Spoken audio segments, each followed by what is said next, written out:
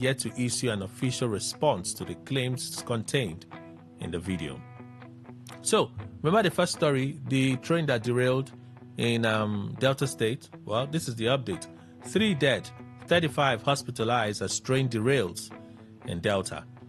Tragedy struck at Agbo, Eka South local government area of Delta State on Monday as 3 persons appeared or feared dead and 35 others wounded following the derailment of the Warri-Itakpe train. Though details of the incident remain scant at press time, it was gathered it occurred after 4 coaches left the train track. 4. Sources disclosed that following the incident, rescue effort was immediately launched with security agencies and residents working to assist trapped passengers and evacuate the injured to nearby hospitals. Chairman of Ika Northeast Local Government Council, Mr. Monday Odigwe, disclosed that 35 injured passengers were receiving medical attention across 3 hospitals. He said the 13 victims were being treated at Central Hospital Agbo, 12 at the General Hospital and 10 at General Hospital, so different locations. Odigwe also stated that officials had received assurances that efforts would be made to lift up the train on Tuesday. Meanwhile, the governor of Delta State, Sheriff Oboriwori, has expressed sadness over the tragic train accident, describing it as heartbreaking and unfortunate. So the one from Daily Post brought us a statement from the NRC, right, with its MD signing it, and now this is Delta State government reacting to it. So 3 dead, 35 hospitalized. All right, Kwankwasia movement dismisses reports of Kwankwaso threatening to quit NDC. This one they are dismissing is suspect though, because the last time they came out like this dismissing that there was no plan for Kwankwaso to defect, by the evening of the next day, himself and Peter Obi appeared at that place that they appeared and shouted, "Hey, NDC is our new party." The story of his anger in the NDC is loud. It's all over the papers. It's all over social media as well. So this statement. Anyway, let me read it now. It's information. Because Kwankwaso fans now in NDC are hoping that they can use Kwankwaso to penetrate the north, even though some people say that is a one-state northern politician, like one guest here would also agree. Maybe you disagree because he has some Peter Obi sympathy. Anyway, the Kwankwasia movement has said that the vice presidential candidate of the Nigeria Democratic Congress, NDC, Senator Rabi Musa Kwankwaso, I didn't call anybody's name now, did I? His guilty conscience that be worrying somebody. You see it.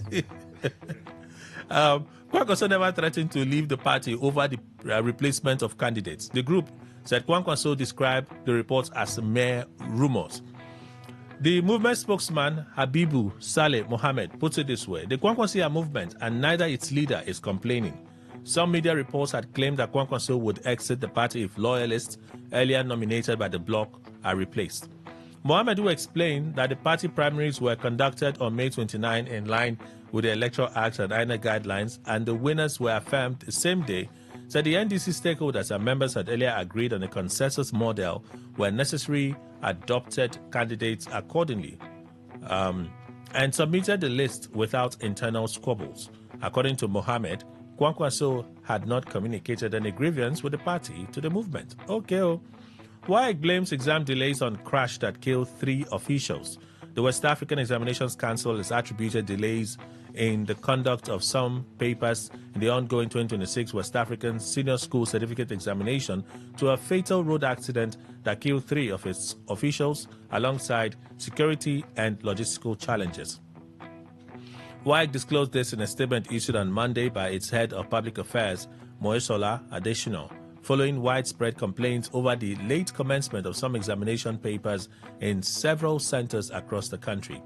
According to the council, the 3 officials died on Wednesday in a road accident along the Gombe-Yola Highway while transporting sensitive examination materials across states. The accident disrupted the distribution schedule and contributed significantly to delays experienced at affected centers. The delay was caused by a combination of logistical and operational challenges, notably the direct result of a devastating motor accident on Wednesday, June 3, 2026, which tragically claimed the lives of 3 of our dedicated personnel who were transporting sensitive examination materials interstate. WAEC said the loss of the officials combined with prevailing security challenges severely affected the timely delivery of examination materials. The council says preliminary investigations showed that the disruption also stemmed from challenges related to finalization of examination arrangements and the late registration of candidates, which affected the timely production of examination materials. WAEC further stated that security concerns, including protests linked to the abduction of school children in some areas, hindered the movement and distribution of examination materials. While we mourn our fallen colleagues, our team of indefatigable staff worked around the clock to deploy emergency contingency measures to ensure that the examination was still conducted in the affected areas. He wanted to add that measures have been implemented to prevent a recurrence of the delays during the remaining papers and expressed confidence that subsequent examinations would proceed smoothly. According to WAEC, the smooth conduct of examinations on June 5, that's Friday, indicated that the challenges had largely been resolved. The council hereby assures the public that it has put modalities in place in ensuring that the rest of the examination is conducted hitch-free. Police allege insider role in Adelabu family abduction. Oyo State Police Command says its investigation into the abduction of Mrs. Olaide Usayo Adegoke John Paul and her 12-year-old twin boys has uncovered the alleged involvement of an insider who provided information to the kidnappers. The command spokesperson, DSP Olayinka Ayelade, disclosed this during an interview while giving an update on the investigation. He said one of the principal suspects, identified as Ololu, has been on the police watch list before his arrest, adding that intelligence gathered during the investigation led to the arrest of another suspect known as Dare, also known as Solution. Accordingly, the police spokesperson said investigators arrested a personal assistant as attached to the family, who is alleged to have supplied information about the family's movements and routine to the kidnappers. Police further alleged that the suspects initially planned to abduct the children's mother before changing their target based on information about the family's daily activities. He said the victims were traced to a hideout in Ibadan and rescued during an operation conducted June 6. He also stated that the 2 suspects were killed during an exchange of gunfire with security operatives while weapons were recovered from the scene. So we're just getting to the cable. So let's go. 39 Zamfara residents abducted during reconciliation meeting with parents of bandit leader. True life story. Zamfara State Police Command says 39 residents of the Magami Didi area of Maradun local government area have been abducted after visiting a bandit camp in Fadama Forest on Sunday for what was described as reconciliation and peaceful engagement. Yazid Abubakar, police spokesperson in Zamfara State, said in a statement that the district head of Magami Didi informed the command that the mass abduction occurred on Sunday at about 3 p.m. According to the reports, a group of 47 residents of Magami Didi mobilized themselves and proceeded to Fadama Forest within the Magami Didi axis to meet with the parents of a notorious bandit leader identified as Jimo Smalley in an apparent effort aimed at reconciliation and peaceful engagement. However, while the meeting was ongoing, the bandit kingpin allegedly arrived to the location with members of his gang and forcefully abducted 39 members of the group to an unknown destination. Abubakar said upon receiving the reports, the command immediately launched efforts to track down the victims and ensure their safe rescue. He added that operational assets have been deployed while security personnel are acting on available intelligence to locate and rescue the abducted individuals. So, an extra from the cable. Tinubu Obi lead as betting platform users stake money on the outcome of the presidential election. See what you people are doing. Ahead of the 2027 presidential election, users of Polymarket, a decentralized global prediction platform, I feel like just saying it now, some people want to go and check it out, have started staking money on the candidates likely to win Nigeria's presidential race. Checks by the cable on the platform's portal on Monday show that President Tinubu is currently leading the predictions. Tinubu holds a significant lead with a 68% probability rating, recording over $14,823,000. $14,823 volume of trade. He is followed by Peter Obi, the presidential candidate of the Nigeria Democratic Congress (NDC), who occupies the second position with 25%, representing $5,937 volume of trade. Okay, so I think we're now in the final paper for today. Yes, and I'll be able to read maybe 2 of the 3 stories here, and then we'll get into our conversation. Okay, I think I have a little time left, so let's quickly do this. Daily Trust. It begins with this one. Okay, let me start with this one. Married woman who faked kidnap, nabbed with lover in hotel. I don't know why this thing is generating a lot of buzz. The woman went to rest, for heaven's sake. Can't she just rest in peace? Just rest quietly. What's wrong with that? A woman identified as Oluchi, whose family reported her being kidnapped in Edo State, has been found with her lover in a hotel in Delta State. See, they are neighbors now. She just crossed the border and entered there. What's the problem?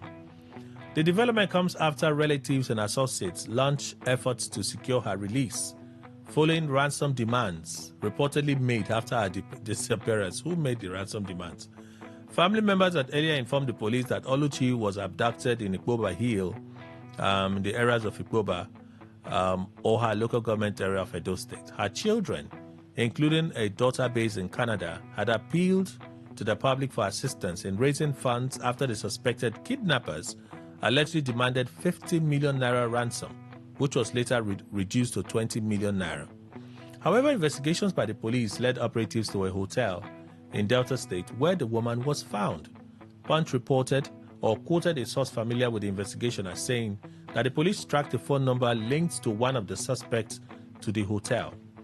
Police traced the number of the man to a hotel in Delta State. They met the man and kidnapped woman inside the hotel. According to the source, the woman's husband was later informed of the development after police operatives made the discovery. Reacting to the incident in a now viral video, the woman's daughter, Anita, expressed shock over the outcome about it as her trying to rest. Maybe they won't worry so much. So, bandits leader, why I decided not to release abducted general's wife, Kachala Mohammed, a bandit kingpin.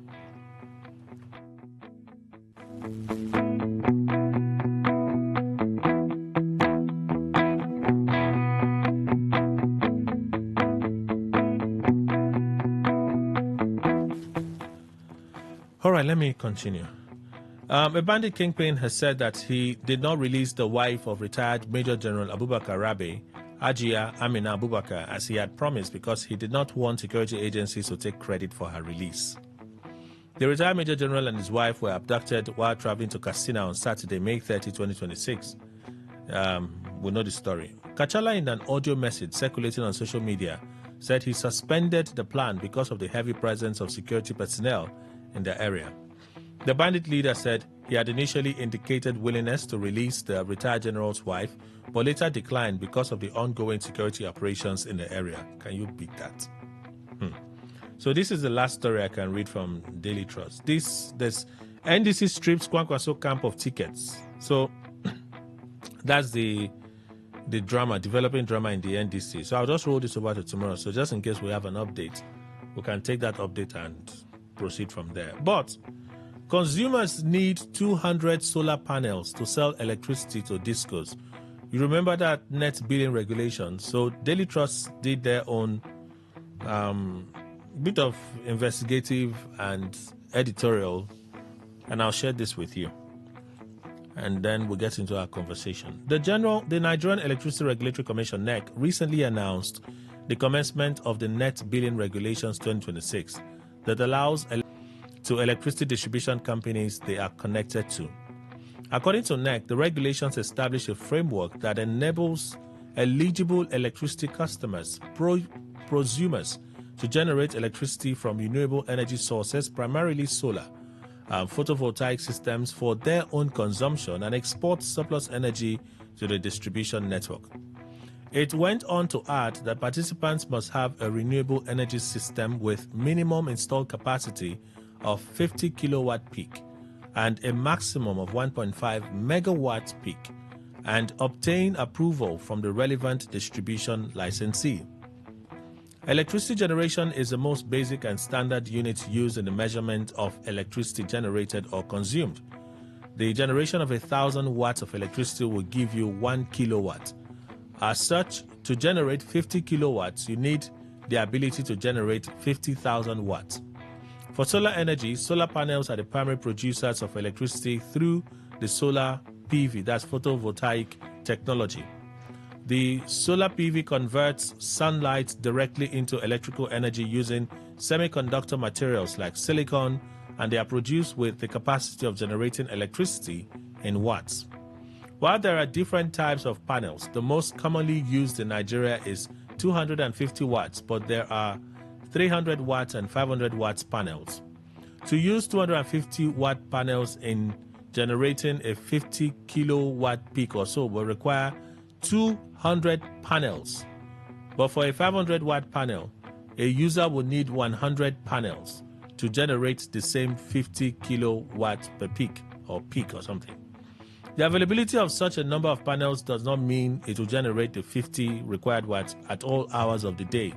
Since the panels require sunlight, its efficiency is determined by the hotness of the sun.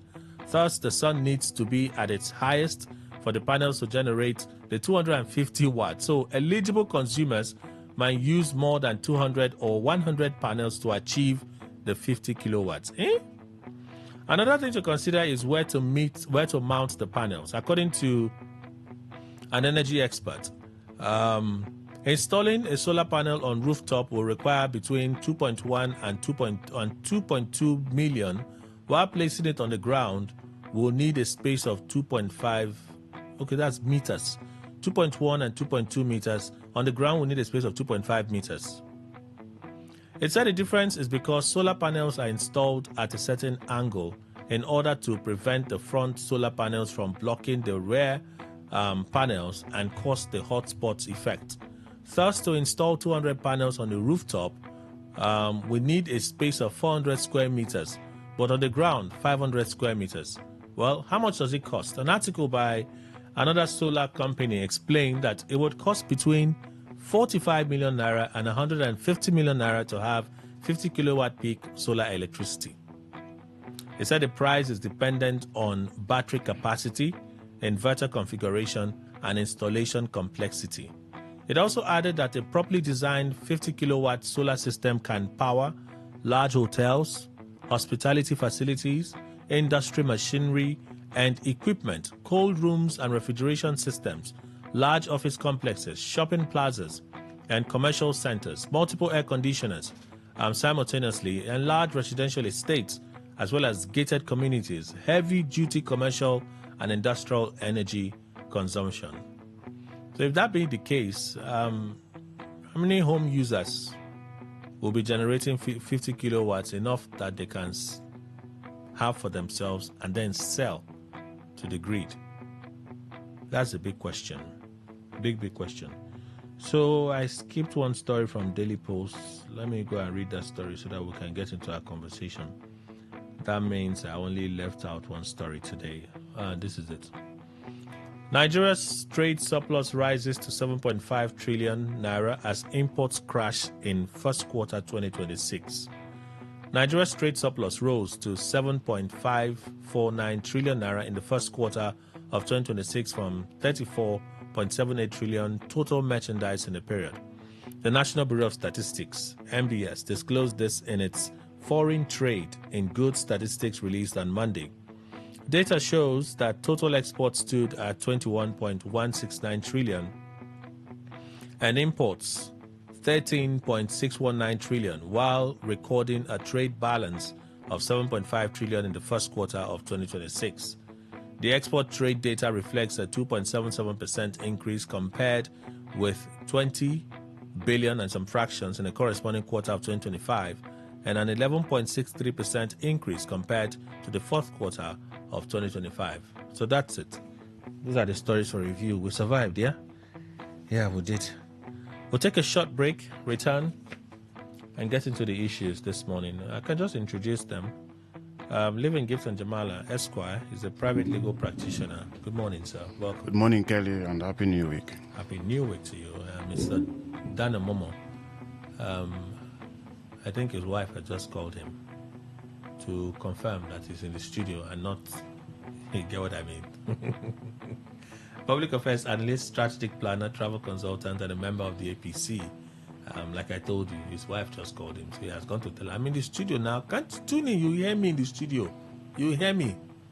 And then Mr. Emmanuel Ndukwe is also here. Good morning to you, sir. Welcome. Good morning, Kelly. Good morning, Nigeria. How are you, sir? I'm okay. Oh, awesome. Awesome. And you? I'm well. I'm well. It's all right. Yes. But Daniel Momo's case, you're saying that he went out to assure the wife that he's in the studio. Is there any lack of trust? What's defamatory? It's defamatory. I tell you. Which one is defamatory? Your statement this morning. I said his wife called him now, so that he can go and confirm to her that he's in the studio. In other words. In other words, what? You're the one reading into it. Why are you reading into it? Kelly, that your statement is very convoluted. Kelly, in other words. Why are people reading? When he will come in now, he say, Kelly, you are very correct. It's always good to assure your partner every once in a while. That's what he will say. And I don't understand why people are not reading ulterior motives to my peaceful, innocent question. Is that what you will do? I'm not married yet. When I say that is why, is that what you will do when you get there? This is why you are protesting it. Are you doing what he will not do? Eh? This is why you are protesting. Are you doing what he will not do? What he will not do? What Mr. Momo will not do? Because it's the protest this one. I don't understand. I don't know what he's doing. So why are you protesting it? No, I do not need to, at every point in time, call my wife to say I am so pleased. Anyway, when a husband starts doing that, there's lack of trust. Yes, once the trust is there, it just... Mr. Momo, as I'm aware, is a very responsible and a diligent man doing his business. The one you know. I think the last time I checked, he has, I think, 7 children. You're not serious. And intends to increase it to about 10 or 11. Where is he, for heaven's sake? No. You're not even hearing you. You're lucky. He has like 7 children the last time I checked. I think we're having a conversation, was it last night? Like, oh, Kelly, 7 children. He has 3. What? He has 3. He has 3? Yes. Where did I get 7 from? I don't know. Wow. It's still part of your plan for today. All right, welcome everyone. I was just joking about Mr. Momo, by the way. But he's around, so I'm not sure where he stepped out to. Maybe his business partners from Monaco called him. Monaco is trending on social media. What's it called? The Grand Prix. Is it Grand Prix? Monaco Grand Prix. Some people say it's the celebration of wealth, affluence. You know, they say Monaco is a very small city, but very wealthy people live there. Oh, when I started seeing all the yachts and the sports cars, like, joy, money good oh. So I get money, I forgot to tell my boss, I want to take break, enter plane, go Monaco, go and see Shankers and Moto, and just be feeling good. He said, okay, wouldn't you like that? That's a big problem. The same money is good. Is it what you say? You would like to go to Monaco, go and see Shankers, and I would rather go to my... But you know Shankers? What? No, that is the question I should be asking. I don't know. And that's why I tell you I would rather go to my village.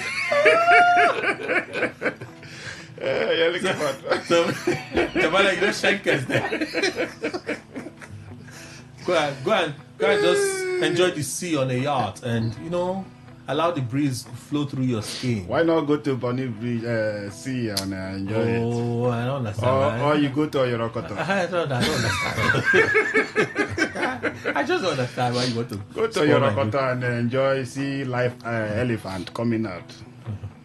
Is the elephant coming out all the time or once in a while? It comes once in a while. I can see it too. But if you stay there for a while, I should go and stay there for a while. I should go and stay there for a while. You become a crocodile. I should go and stay there for a while because I want to see the elephant come out. When there are reserves, I can just go to and see elephants all over the place. Which reserves? There are resorts everywhere. There are reserves all over the country. Even Nigeria now. in Kenya, you that have you see reserves the there. kind of elephant I saw there. And you will see now. No, our minority. You want under this one. So I'm talking of if you go to some Kenyan reserves. You're talking of Kenya. I'm talking of Nigeria here. You're talking No. of Kenya. Anyway, please let's. How much will you spend to get to Kenya when you can take a bus from Eleme Junction to Yorokoto? My God. You want to go and spend it in Kenya? I started this conversation by saying it would have been nice to be in Monaco for the Monaco Grand Prix to see some Schenkers machines. Instead of going to Monaco, on where display. I don't know what Schenkers is and all that. Let me go to my village. Schenkers are prized assets created by God. It's all right. A delight to the physical eyes. Okay. I'm sure Mr. Jamala understands what I'm saying. Just tell him just tell again, man, the first thing Adam saw when he woke up. Okay. So that's the type of Schenkers you're talking about. Okay, let's get into the issues. Solar panels, net billing, but what Daily Trust is revealing to us is, well, I'm not sure many Nigerians would be benefiting from this net billing. You have to generate a maximum of 50 kilowatt power, and what they're saying, even if one had 45 million naira and 150 million naira, which many Nigerians have to spend, would they invest that amount of money in that amount to generate that wattage of power just because they want to sell to the national grid? Is it likely? So my confusion here is not whether they have the money. There are many Nigerians that have 150 million, 45 million. They have it. It's money that they can easily spend. In fact, more than they spend it on. In fact, did you see? There's a trending babe. I was going to reach out to some of my female friends later because we talked about it then when she was trending. I'm not going to with Burna Boy about a Lamborghini. Did you hear that gist? I'm not an entertainment freak, so I may not, and I don't even gossip. Hi, Mr. Momo. Good morning. Good morning, sir. How are you, sir? Fine, sir. I know you're very vast in news. Did you hear the controversy then? A lady and Burna Boy about a Lamborghini. Yes. That I told you. Didn't I tell you? probably whether you slept with her promising. A Lamborghini. Yes. I did not give her the Lamborghini. Yes. But those are promises in the heat of passion. Who told you? They are promises in the heat of passion. Who told you? That's what Were it you is. involved? They are promises in the heat of passion. There's something Kelly said there before you came. Were you involved? Kelly said something before Why you not came stay in. on this conversation? Why So are you it's like, it seems what you want to say now confirms what Kelly said why before. not stay What's here? that? It's a news now. Huh? It's a news No, that trended there was in something Nigeria. Kelly said when he started so the show promises with made you. in the heat of passion are not meant to be kept. No. They don't hold waters. Uh-huh. No, they don't hold waters. Okay, but when I was talking to some Kelly, of my friends in Kelly. Lagos, so I wait for your turn now. Hold on first. When I was talking to some of my friends in Lagos about the Don't situation worry, never about the Lamborghini, that babe is in Monaco today. She touched down at the airport. There was traffic on the road, so they brought a helicopter to pick her from where they dropped her to the place that she's staying. The baby is trending. When I saw the picture of her, I'm like, this must be an entrepreneur that's gone to enjoy herself. And I saw follow up. I'm like, is it not the same Lamborghini, babe? So my point is, why I said it is, right? To move a Schenkers from Lagos to Monaco. Easy, right? During the Abacha days now, they import Indians here. Abacha is too far now. We're talking about recently. They import Indians here. And the NDDC staff, they import up to now India still exploiting. Why are you calling NDC sister? That is defamation. Why are you calling NDC He sister? didn't mention any name now. Why are you disparaging the If agency? they can sue me as a class of persons, no problem. Then I will pick out, I will shift. Anyway, my point is, there are Nigerians today Yes. that have that kind of money. They have that kind of money, but no name to it. And so people are looking to know Mr. A, to know Mr. B. For example, the man who contested under the APC primaries. The one you bought form for. With President Tinubu. Yes. Do you know him before that time? Oh. You wouldn't know him, but he has money. Okay. So there are people who just want to... That was real. I don't know where you got where it was real. I'm a member of the APC. It is real. Mr. insists that it's not real. No, that is Mr. Ndikwe's opinion. That is not the fact. But when I want to say a member of the APC, that is Mr. Ndikwe's opinion, but it's not a fact. Is yours the fact? I'm a member of the APC. Does it make it a fact? He bought 4. He contested. Okay now? No, I just want to, for the sake of this conversation, not even for whether to verify or not. You saw when he stood up. I went to Tinubu. In an ordinary event, the security agencies will not even allow him sit 500 meters away from the president. Well, that's true. So he got that attention. That 100 million. You are saying that is true. In an event, is it up to 500 meters? Supporting my line of thought. What's your line of thought? Okay, so let me come back to you. So, but you agree that there are many Nigerians that have, of course, that kind of money. More, plenty. They can just pick a Shenkes from Port Harcourt, send the private jet to pick her from Port Harcourt, the private jet to pick her from Port Harcourt to Monaco. When she gets to the airport and there's traffic, they'll send a helicopter to pick her from that point where there's traffic to the hotel. Those are logistics now. Those are small things now. So my point is, the reason I mentioned this is it's a logistics. No, it's not only logistics. It's confirming what Kelly said. Okay, so what did I say? I was teasing. That not teasing. Was very serious. Don't use the word teasing. That when I stepped out, that you stepped out because your wife called you. Your wife called you to confirm if you were in the studio. Okay. That's what I said. No, I went to receive a call from a client. They started protesting, and a diligent, hardworking man. So why people so offended by it? I went to take a call from a client. It was a joke. It was just a joke. No, of course not. So we're looking at the conditions for this net billing that was announced last week.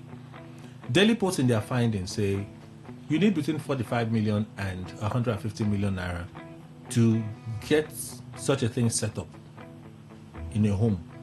Now, from what they have found, a setup like that will power hotels, it will power hospitals, shopping plazas, and the rest of them, right? So those are big setups. If a home has that kind of capacity, that's when NEC is now saying that you can sell to your disco. Do you think that Nigerians will be able to set up such facility in their homes just because they want to sell excess power to whichever disco, that's depending on the state, because they want to get some kind of reward? Is it reward or payback? It's reward now. It's payback now. Yes. Again, for me, it is not. Do you think it's an investment? Yes, an investment. I've seen a wise investment. Yes, I've seen 1 or 2 videos on social media of some guys, young guys, who are assembling that for their estate, doing it, and then they will sell to the estate persons. It's not even to send to the national grid. No, they want to do it and give to the estate. But again, I think the major thing here is the technical know-how for me, to be able to assemble those things, maintain them. And there are companies that do it in Nigeria. That's what I'm saying. Even in River State. See, even this solar thing that we are seeing, there are a lot of fake. I watched a video of one that caught fire in the roof of a house where it was. So there are a lot of things. Deeper technical know-how for me is the major thing, not even the finance. There are a lot of persons who can raise that money with the blink of an eye. But the technical know-how to assemble the correct things and to maintain them, for me, it is the major. Because if you say, for example, an estate should rely on Mr. A, how long can he maintain that? Let me even say this. One of our colleagues here, Fine Face, yes, actually assembled with some guys abroad, did in Delta State, and is working perfectly. No, but generating perfectly. That's what they found. They found that the categories you mentioned, right, are the categories that such wattage is used for. I'm saying, for instance, I make a lot of money, or I have a lot of money. I say, oh, I want to be off the national grid. And this one, they're not even saying you have to be off the national grid. You still have to be on the grid. So I invest, let's say 200 million naira to have solar in my house. That solar, we're talking of close to 200 panels to 300 panels just for my house. No, you might not talk to those panels. You see, again, they have their batteries. Because I said I was watching a video. There's a way they store those batteries. And they use that to say, it wasn't like there were a lot of panels. No. If I see that video, I'll forward it to you again. Guys who are doing it in Lagos said they want to be given to the estate. So for me, you see, when you see such thing, it is not a dash race. It's a marathon race. If you say, it's not something you say you want to just do 6 months, you want to do 1 year, you want to do in 5 years. It's something you should, if you start, you should be able to do continuously. Okay. And so it requires a depth of technical know-how to assemble those things and to maintain them. Again, if I say, let me give to the national grid, these discos that you see, how many of them are able to pick from the national grid? There are complaints that will generate more than 4,000, but how many are they able to evacuate? So I will now have to go and take my small one and still send back. But if I have an agreement with, like the hotels and things that you say, I would rather give directly to them than send to the national grid. So you think it's a good investment? It's a good investment, but you must be able, like for example now, I tell people when we do training, we're also into poultry, and I tell people, don't put money in poultry if you do not know anything about poultry. Because the workers and things that you get to run that business will run you down. Okay. So the technical know-how is not something too easy. Okay. So even if someone is advising you, you need to have some basic knowledge. Some basic knowledge. Jamala. So, do you think this is a good investment that some Nigerians with good money may want to get into? When Sir Daniel, who is Sir Daniel? You know Daniel Momo. I'm Daniel Momo. I'm not Sir Daniel. I meant no disrespect. No, I'm not Sir Daniel. Okay, you are not a knight. Is that the angle you are looking at? The night of Mulumbo. Is it okay if you just continue? Madam Daniel. When he was talking about if he invest in that kind of business, he will not give it to the national grid. And I was asking myself, how are you going to now connect those who you intend giving, like those in the hospitality business, educational sector, and even health, like the hospitals? Yes, the business will be nice, but I would want a situation where our government, just like they're using in Asurok, can test run it for us. Open the market. Start up somewhere. Let the market be open. Let us see that, yes, it is indeed something that if you venture, the risk is minimal. Nigerians will key in. Just like you said, the money you mentioned here is not something that most of our young men, especially men of your age,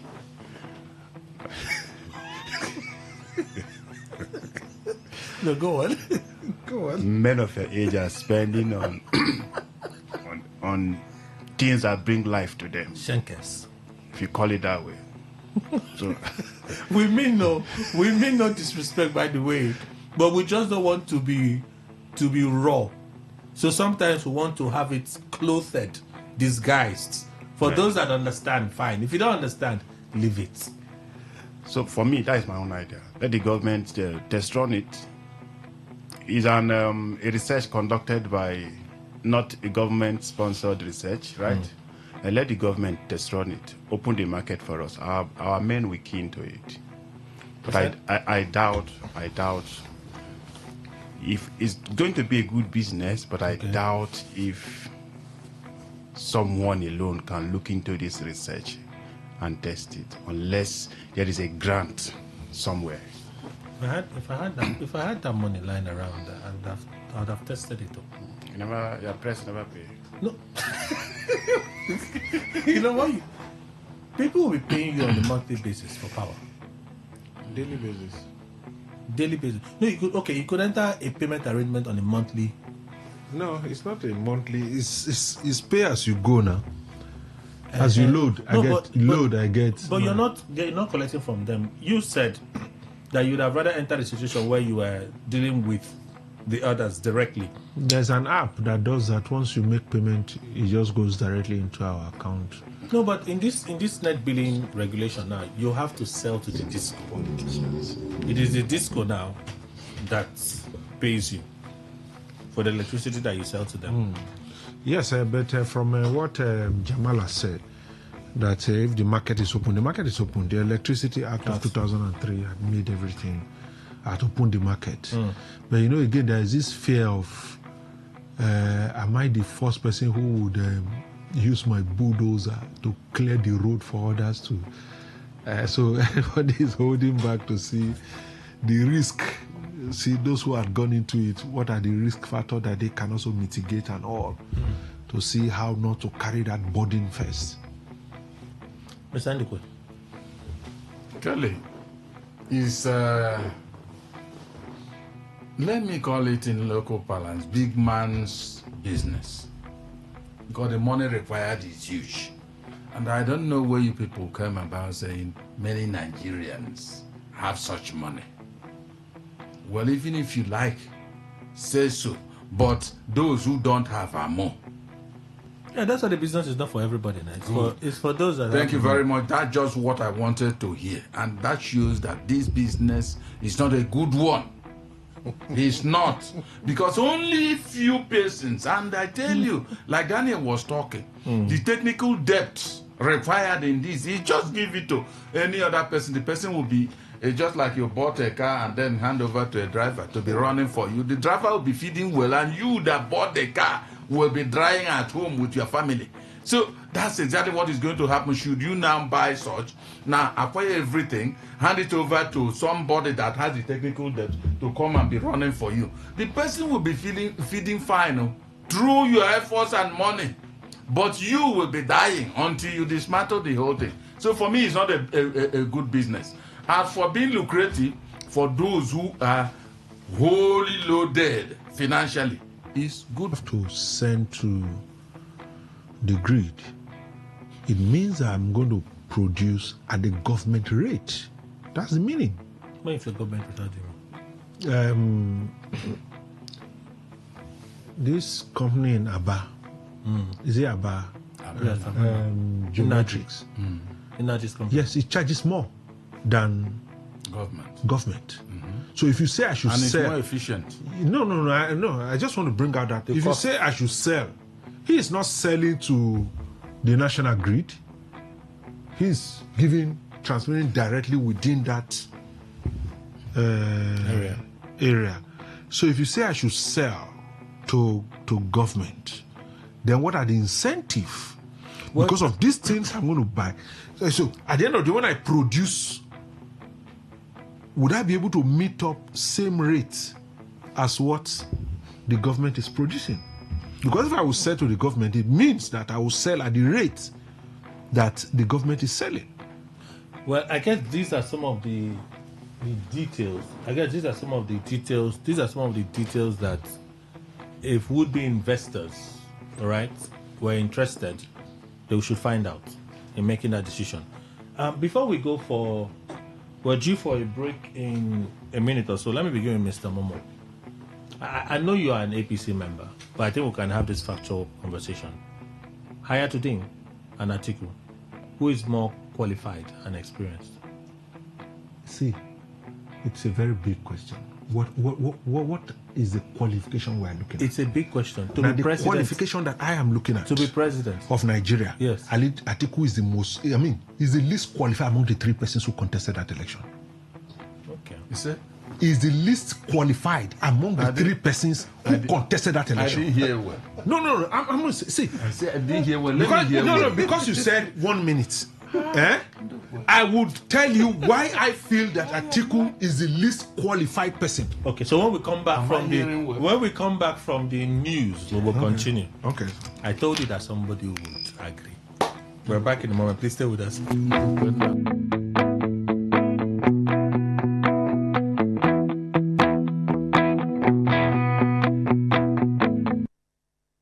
Talk radio. I listen to Talk radio. I listen to a lot of talk radio. 95.1 FM. All right, thank you for staying with us. Maureen joins us from Non's Luxury Homes this morning. Hi, Maureen. Welcome. Good morning, sir. Good morning to you.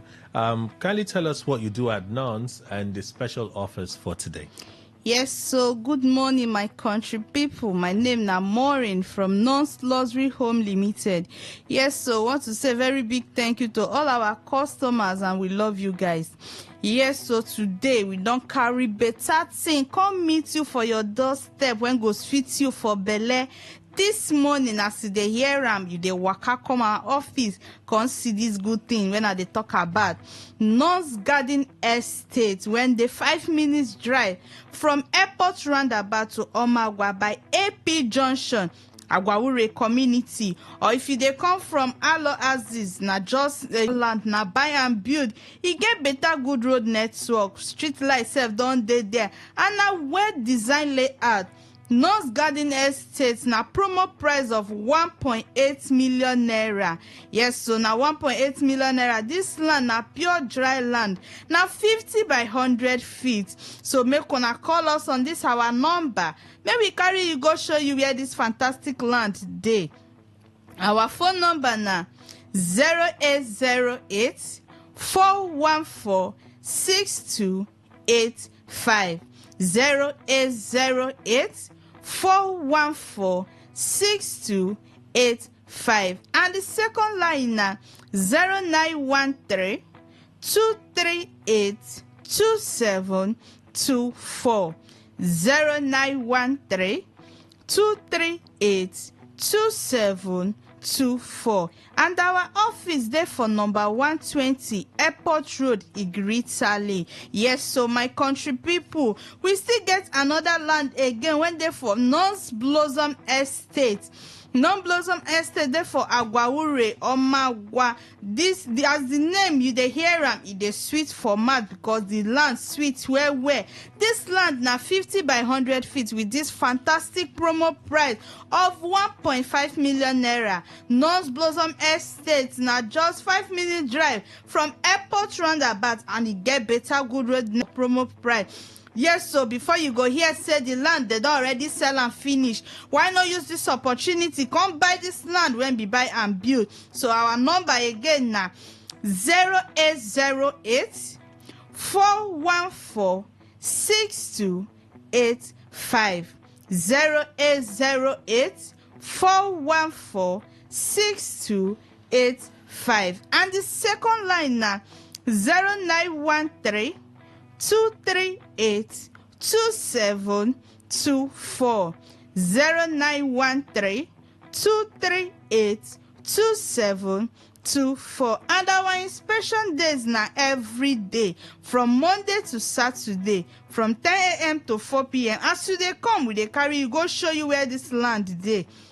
Non-blossom estate na outright payment of 1.5 million naira, but instrumental payment na 1.8 million. This land no bush entry, no community wahala, no matching grant, no agent fee. Just come buy, see and buy and start anything when you want to do for the land.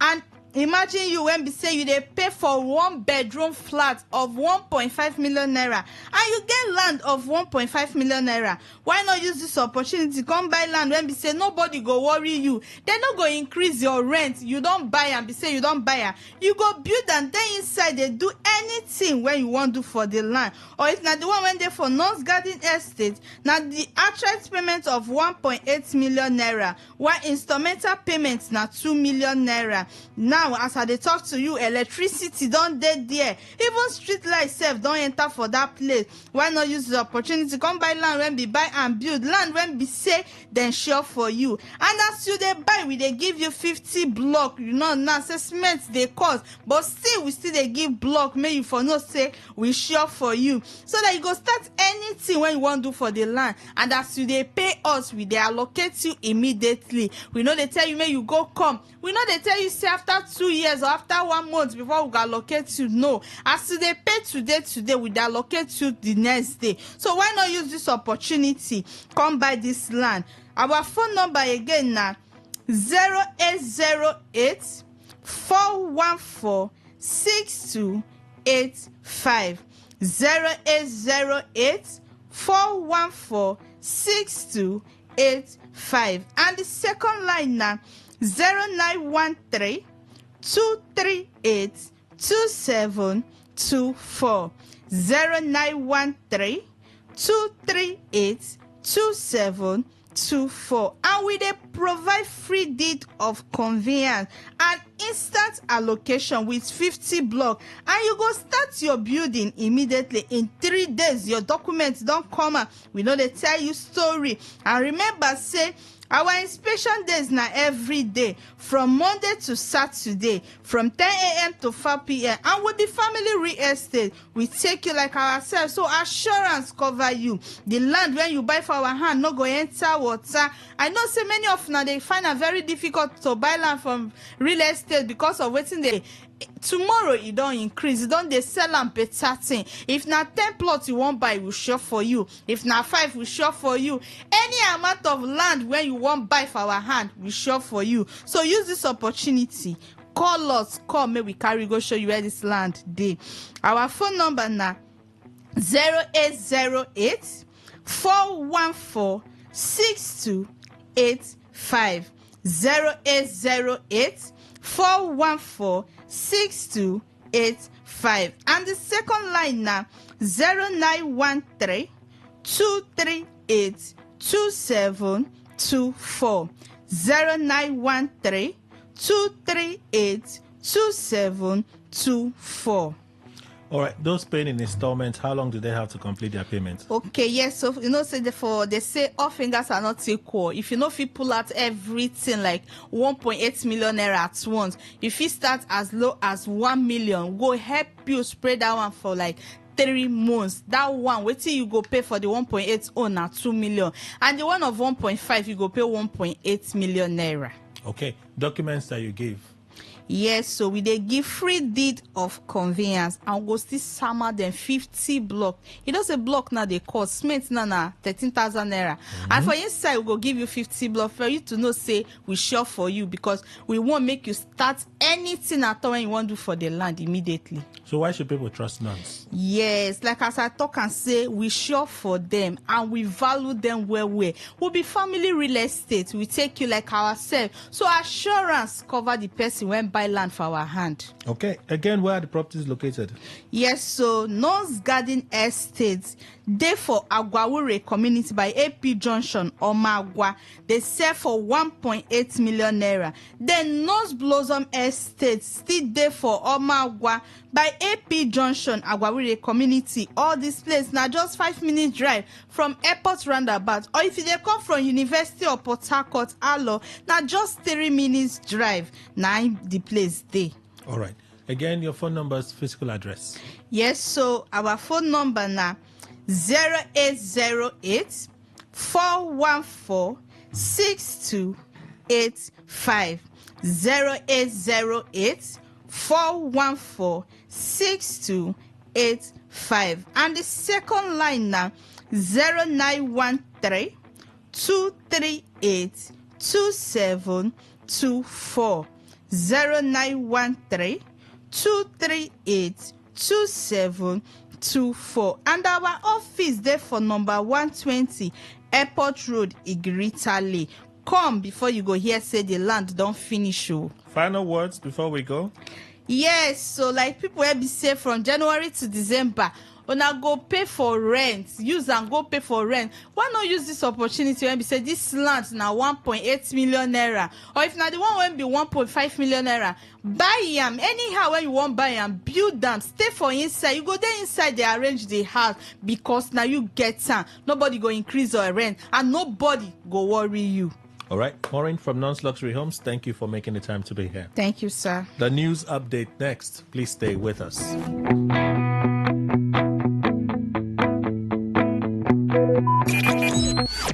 Talk radio. I listen to a lot of talk radio. 95.1 FM.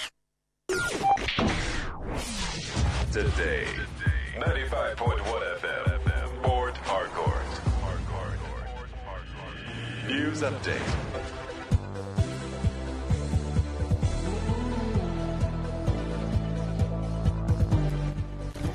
A very good morning to you. Here's the news update on Today 95.1 FM. I am Kelly Ikemenjima.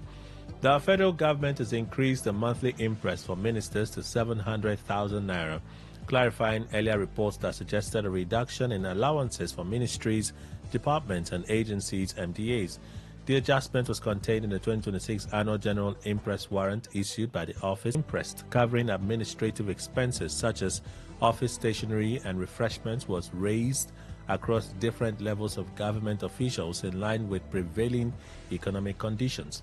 The Office of the Accountant General confirmed the increase, noting that ministers now receive 700,000 naira monthly, while other categories also saw adjustments, even as debates continue over Nigeria's minimum wage and broader public sector remunerations.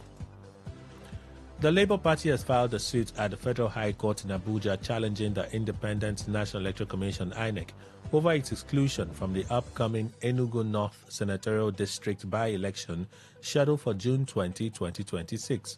The seat became vacant following the death of Senator Oke Ezia on November 18, 2025. The party said it notified INEC of its primary held on May 25, 2026, which produced Simon Eze as its candidate, but was denied access to the Commission's nomination portal despite complying with electoral guidelines. It alleged administrative lapses by INEC officials in Enugu State and called for an investigation, insisting its exclusion was unjust and violated its electoral rights. The West African Examinations Council (WAEC) has attributed delays in the conduct of some papers in the ongoing 2026 West African Senior School Certificate Examination (WASE) to a road accident that claimed the lives of 3 of its officials. In a statement by its head of public affairs, Moeshola Adeshino, WAEC said the officials died while transporting sensitive examination materials along the Gombe-Yola Highway, disrupting distribution schedules and causing delays in several examination centers across the country. The examination body explained that the incident, alongside security concerns, logistical challenges, and disruptions caused by protests over the abduction of school children in some areas, affected the timely delivery of examination materials. WAEC said emergency contingency measures were immediately deployed to ensure affected candidates sit for their examinations and assured the public that additional safeguards have been put in place to prevent a recurrence. The council expressed condolences over the loss of its personnel and pledged to ensure the remaining papers in the examination were conducted without further disruptions.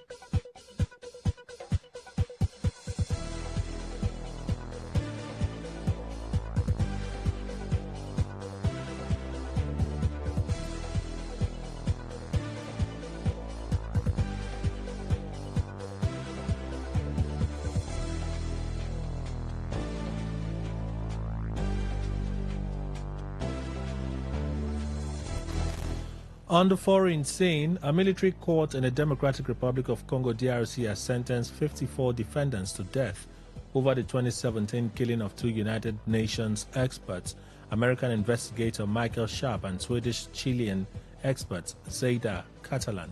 The High Military Court ruled that the pair were lured into a trap while investigating violence in central Kassa, where they were accused of being traitors before being executed. And that's the news update on Today 95.1 FM.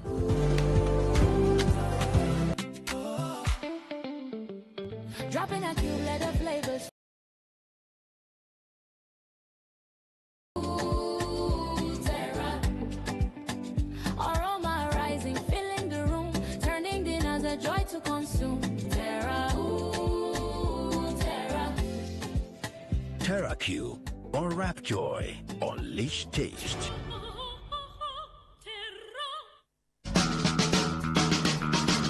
Wetin you dey find for Sokoto? E don dey your domoto. Unique Company Limited na the ogbonge company wey dey deal on all sizes of quarry products like chippings. For Unique, we no dey do the more you look, the less you see o, because we get standard weigh bridge wey go weigh the quantity wey you want. You confirm am, you pay, you carry your chippings, you go house, everybody's happy. Wetin you dey wait for? Waka go Unique Company Limited wey dey along Obirikwere Airport Road beside Bowen Filling Station now, or you reach them with these numbers 0912 994 7115 0912 994 7115 or 0813 572 3222 0813 572 3222. Mom's love is pure.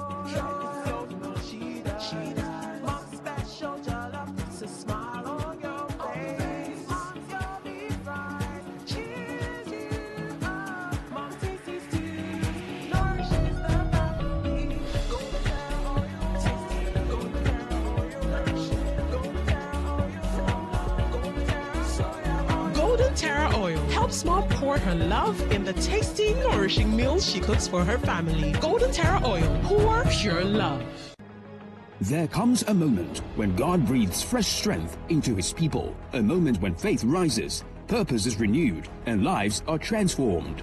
That moment is here. Join us for Refuel Conference 2026 at the King's Assembly as we gather under the theme Unstoppable. Experience 5 powerful days of worship, revelation, impartation, and life-changing encounters with God. Ministering are Pastor Chris Ugo, Pastor Yemisi Ugo, Dr. Sam Adeyemi, Bishop David Abioye, Pastor Tola Udutola, Reverend George Izua, and music by New Song and Minister Moses Bliss. Date, June 17th to 21st, 2026. Venue, the King's Assembly, 58 Tombia Road, GRA Phase 3, Port Harcourt. It's more than a conference, it's a divine appointment, a time to be refreshed, a time to be empowered, a time to become unstoppable. Refuel Conference 2026. For more information, visit thekingsassembly.org/refuel. See you there. Good tasty food is worth living for. Worried about your oil every time you enjoy your favorite meal? Introducing Golden Terra Smart Balance Oil. Smart Balance Rice Bran Oil is rich in gamma oryzanol. Several studies suggest that gamma oryzanol may contribute to the reduction of bad cholesterol. Golden Terra Smart Balance Oil. Good food, no worries. Port Harcourt, are you ready? Today, 95.1 FM, the voice. What if the internet had a voice? What if we knew exactly what you love to listen to? What if we understood your vibe, your voice, your opinion? Today, 95.1 FM. Today, 95.1 FM. We are the voice of the people. All right, thank you all for staying with us. Panelists will return shortly, then we stay on some of the issues this morning. But let me read some contributions from you so far We'll listen to your voice messages later. So, I don't know the name of the man who spoke, saying that Nigeria's economy is stabilized. That'll be the vice president. I asked the stability, is it only for them on top, or does Nigerians benefit from the economy, including those in rural areas? Is this stability going down well with Nigerians? And those singing praises to President Tinubu that he has done well. God is watching. What goes up must come down. Engineer Madi Soki from Ruma Parali Akpo community. That is your contribution. Thank you. Wow, so much praise is on President Tinubu concerning the well-being of Lagos State, but the same president allegedly is stunting the growth of Rivers State politically and economically. Life no balance. As for the South Africans, I will not blame them. Rather, I will blame President Tinubu and our corrupt leaders. Aboyo Kingsley from Rumukuta, your position. Good morning, Kelly and the respected panelists. Xenophobia, FD should do everything within their jurisdiction to evacuate Nigerians who are willing to leave South Africa. It's quite unfortunate that South Africa seemed to have forgotten Nigeria has done enough for South Africa. Nigeria gave materials in addition to financial support to South Africa. Wanate Clinton West, that is your contribution. Married woman who staged her own kidnap found in Delta Hotel. This is definitely not her first time with him. She went overboard by trying to enrich herself and her lover by faking her kidnap. Oh, you have concluded. Not considering the health issues of her husband, she was in the other room with her lover. Okay, she must be the reason for his health issues, as that her action is a deliberate attempt to kill him. Okay, Louis from Rukboku, your conclusion, Sha. On solar energy solutions and energy mix in Nigeria, I would like to suggest that the federal, state, and local government should liberalize and globalize our power sector by inviting experts from Europe and America. I say this because Germany, for instance, uses an ultra system to attract and power their solar systems, while ours fail during rainy season. This is largely due to outdated technology used by our power engineers. John Owagugo, you sent that contribution. So let's return. Let me go straight to Mr. Momo. You said that Atiku Abubakar is the least qualified of Amechi, among the three persons, Hayatuddin, yes, and himself, who contested the primary election for the ADC. I think the context of this, your question, is from what Babachi Lawal said, right? Yes, that Hayatuddin is more qualified than Atiku. Yes, that even they cannot be on the same sea. And you agree with him? Yes. First, let's take who is Atiku, Alhaji Atiku Abubakar. He had a diploma certificate. In those years that he graduated, went to the civil service, was in the custom, left the custom, was following, what's his name now? This man, Yaradua, the senior Yaradua in politics in northern Nigeria and all. And he won the governorship election in Adamawa State in 1999, and was appointed by Obasanjo as his VP. And became one of the worst VP Nigerians ever had. Support. Yes, Atiku is one of the worst VP ever. Fought his boss to a standstill. None other whoever did that again. Yaradua, Jonathan never did that. Under Jonathan, Sambo never did that. Buhari, Usibajo never did that. President Tinubu now, Shetima never did that. He was one of the worst vice president in Nigeria's history. Who fought the boss. It was so dirty. We all know about that. Again, now once you talk about qualification, that's why I said qualification can be broad.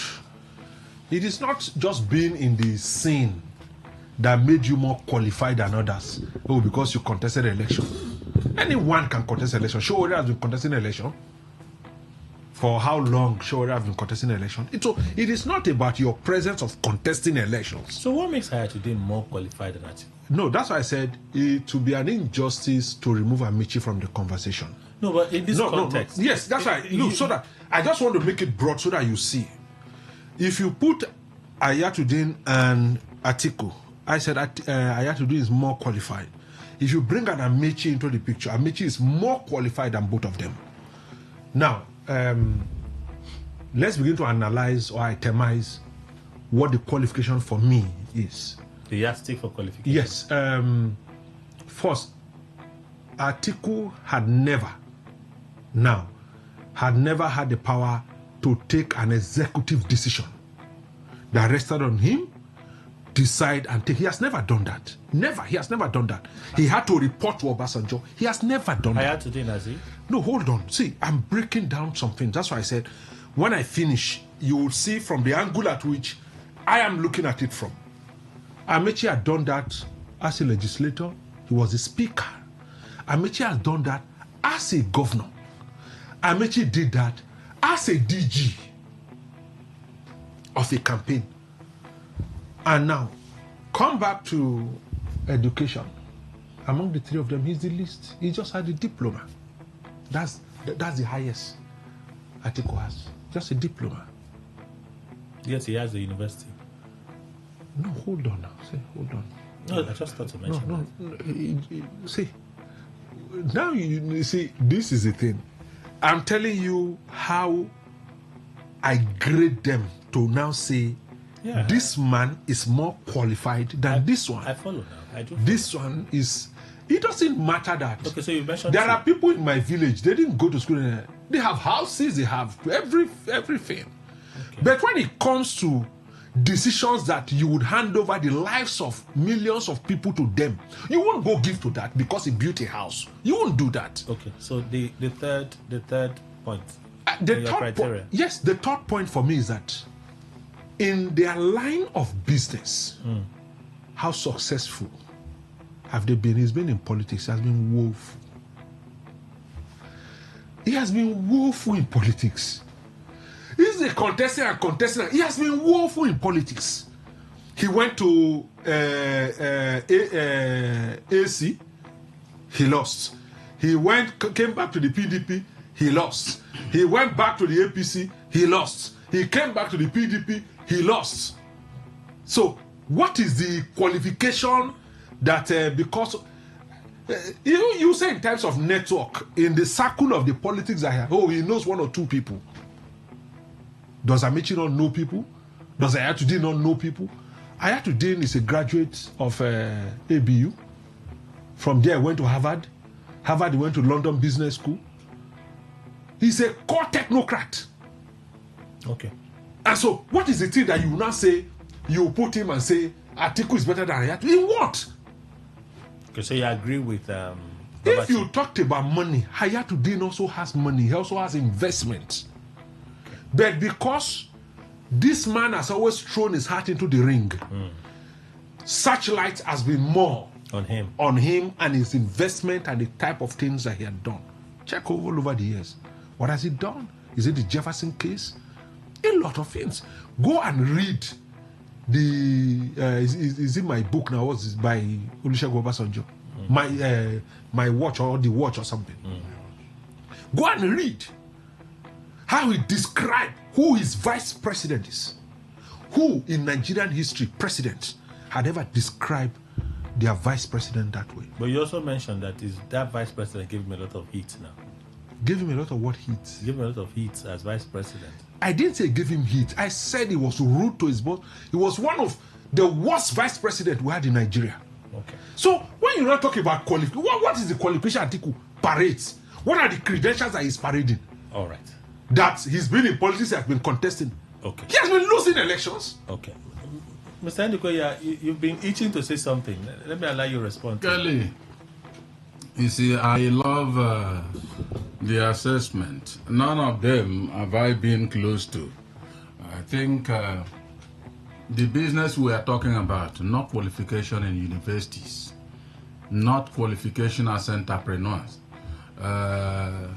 But the business of politics, Nigerian brand, Atiku tops them.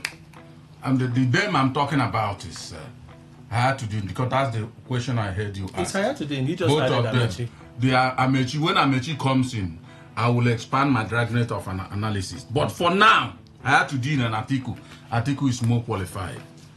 And like I said, qualified not because of educational qualification. So all those ones you people are going, it's not because, see, for me, the person that has educational qualification, the highest educational qualification that has led Nigeria, in my view, except otherwise I'm missing something, is Goodluck Jonathan.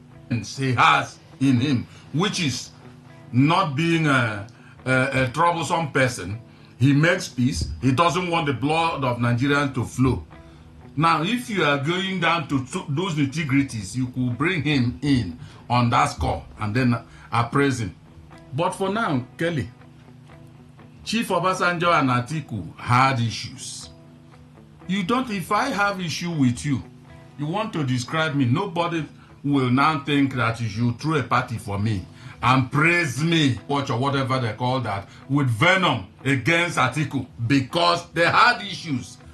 And you see, in my kind of human, Kelly, if for instance, you see where you are supposed to talk, you keep quiet. You see another place where you are supposed to talk, you keep quiet. But when you go to the back, you start talking, no, I will not, in fact, my brand of person, I won't come close to you. If you say, nah, okay, where are you going away like that? I have done everything to bring you closer. I will tell you, I don't like your kind of person. That's the way I do. You talk behind, but you don't talk in front. And so, Chief Obasanjo, you do not expect him to praise Atiku. Because Atiku was, in certain aspects, I'm not saying Atiku is a saint. I have already said it several times here. That's the only thing as a vice president. Now, when you talk about Sambo or the rest of them, I don't know if the Sambo self, if he were vice president, I didn't know.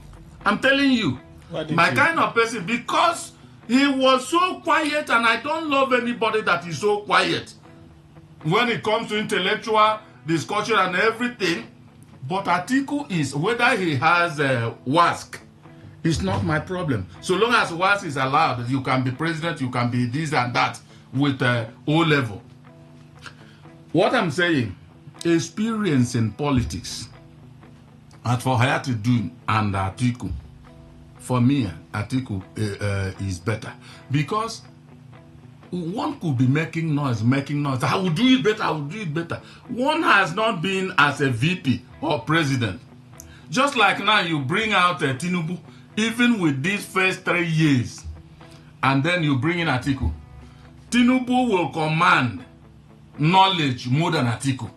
Because of this one, he has been there. He has seen the in and out of politics, Nigerian brand. It has come to him. He has discharged them, whether rightly or wrongly. He has more experience than Atiku now. So Atiku has more than Hayatuddin. If, for instance, anything on this earth will make me go into politics, I say I want to contest against Atiku. No matter how articulate I might be in all other issues, Atiku will drown me. Yes, because I say my things the way I understand it. When you are talking about what are that is qualification in politics, I have said it's not educational. See, in Nigerian politics, there are ways and ways of doing evil and good. Yes, and they know it all. Has any of us heard about Abraham Lincoln in America? How many times he contested in the United States? That is where there is. At least let's not go to America. What of late Buhari?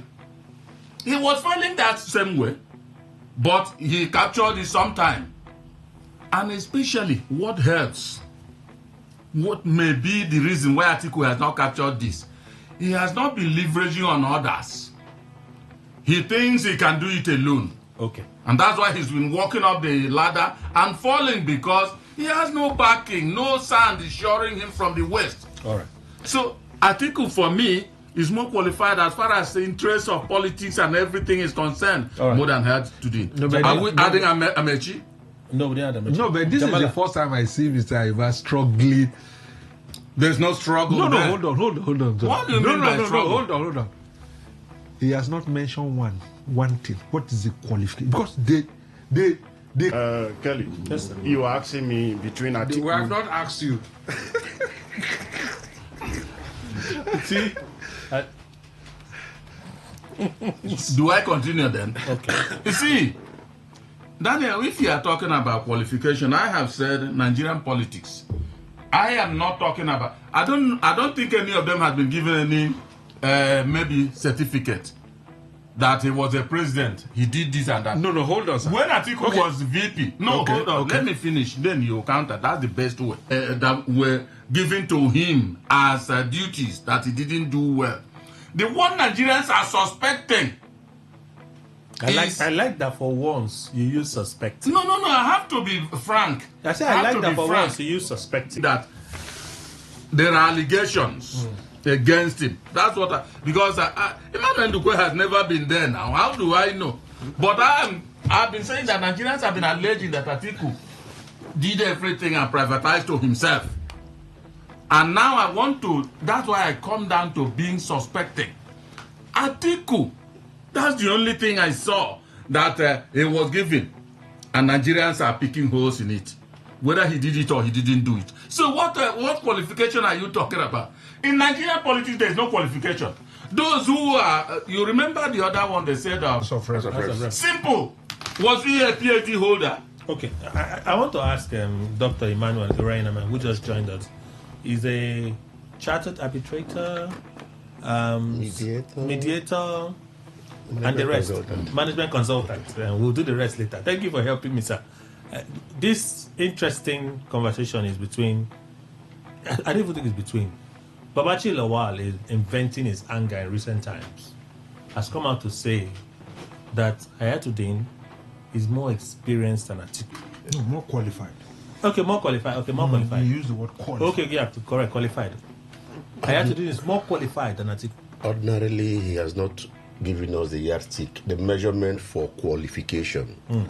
If he had helped us with the measurement of qualification, we would have got Amechi. Atiku. Yeah, I'm helping him. Because then they will tell you that Amechi is not a match too, because the other one became a vice president now.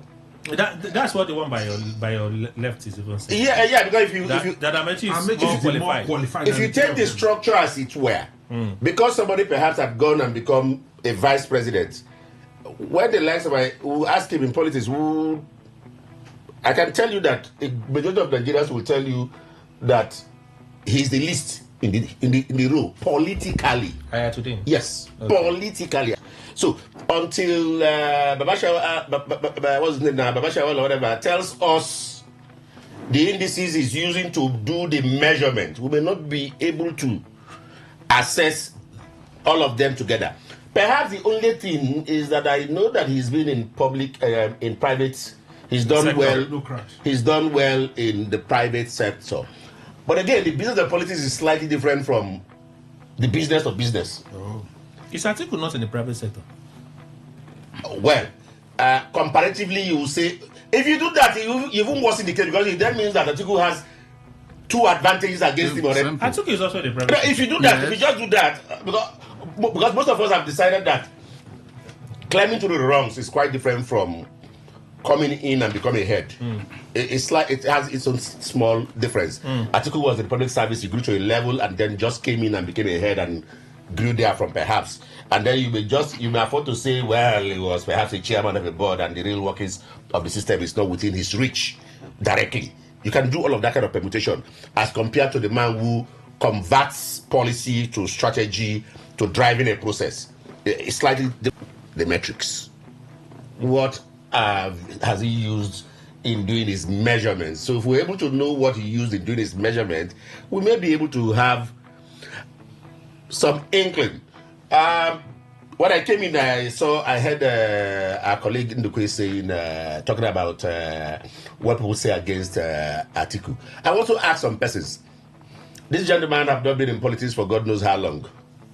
Have not been in power for God knows how long. And he has been in serious opposition, as it were. He's been very vocal in the... How come nobody has come after him? How come he's not been? So that the way is- they are chasing others all yes, over the place now. that for me too is a very serious thing that begins to make me do a rethink. The man really did all the things they claim he did. I have been somebody against the privatization style of the time. And even till today, I'm not sure I support what they've done in the privatization sector as it were, because we found people that are, in quote, actually not competent, taking over most of our national assets and messing them up further. Okay. We saw all of that very clearly. But for systems, one needs to be around the system to understand in real time how those systems worked. Simple. I've raised a question fundamentally around Obasanjo's reaction at the time. And I've said, was it that Obasanjo had an agenda, this one had an agenda, and somehow this one outsmarted him, and so he now decided to call him a name? All of that are simple assumptions to make. Now, like I said, I'm not in the system. I'm looking at everything from the outside. And looking at it from the outside, my biggest worry is the fact that this man has remained in opposition all this while. And if there are tangible things against him, up till now, nobody has succeeded in prosecuting or getting a judgment against him in those supposed corrupt dimensions. I fear that most of them may just amount to mere propaganda. That's why I call them allegations. So for you as a person, a political watcher, right? Between Atiku and Ayatollah, who do you think is There is no more qualified? comparison. Atiku is far, far, far. Ayatollah does not have a structure anywhere in Nigeria. Does it even Jamala. exist? Kelly. Why are you laughing? No, because he said does it even exist. The truth is, when I call him Sir Daniel, but he doesn't want to answer Sir Daniel. When Sir Momo was talking about comparing the both of them, I was just looking at him.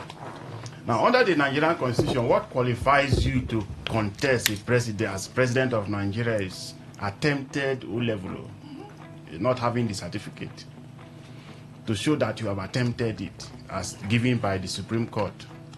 So, if that is a qualification we are talking about here, then Atiku, whether he has an OND or HND, is overqualified. Okay. On that level. Now, there are no other factors. There are other factors the Constitution talked about disqualification. Atiku is not seen wanting in any of those. At least his mindset, he has not been convicted of any criminal offense. His mindset is still of sound mind. When we come politically, even business-wise, can you compare Hayatuddin to that of Atiku? If not he exists. if not for this said primaries that the media brought his name up, ordinarily Kelly, have you heard his name before? Yes, I have. If you, if not that these primaries brought him up, so many persons. In fact, with the fact that the primaries brought him up, go outside the studio and ask who is this person. They will not know him.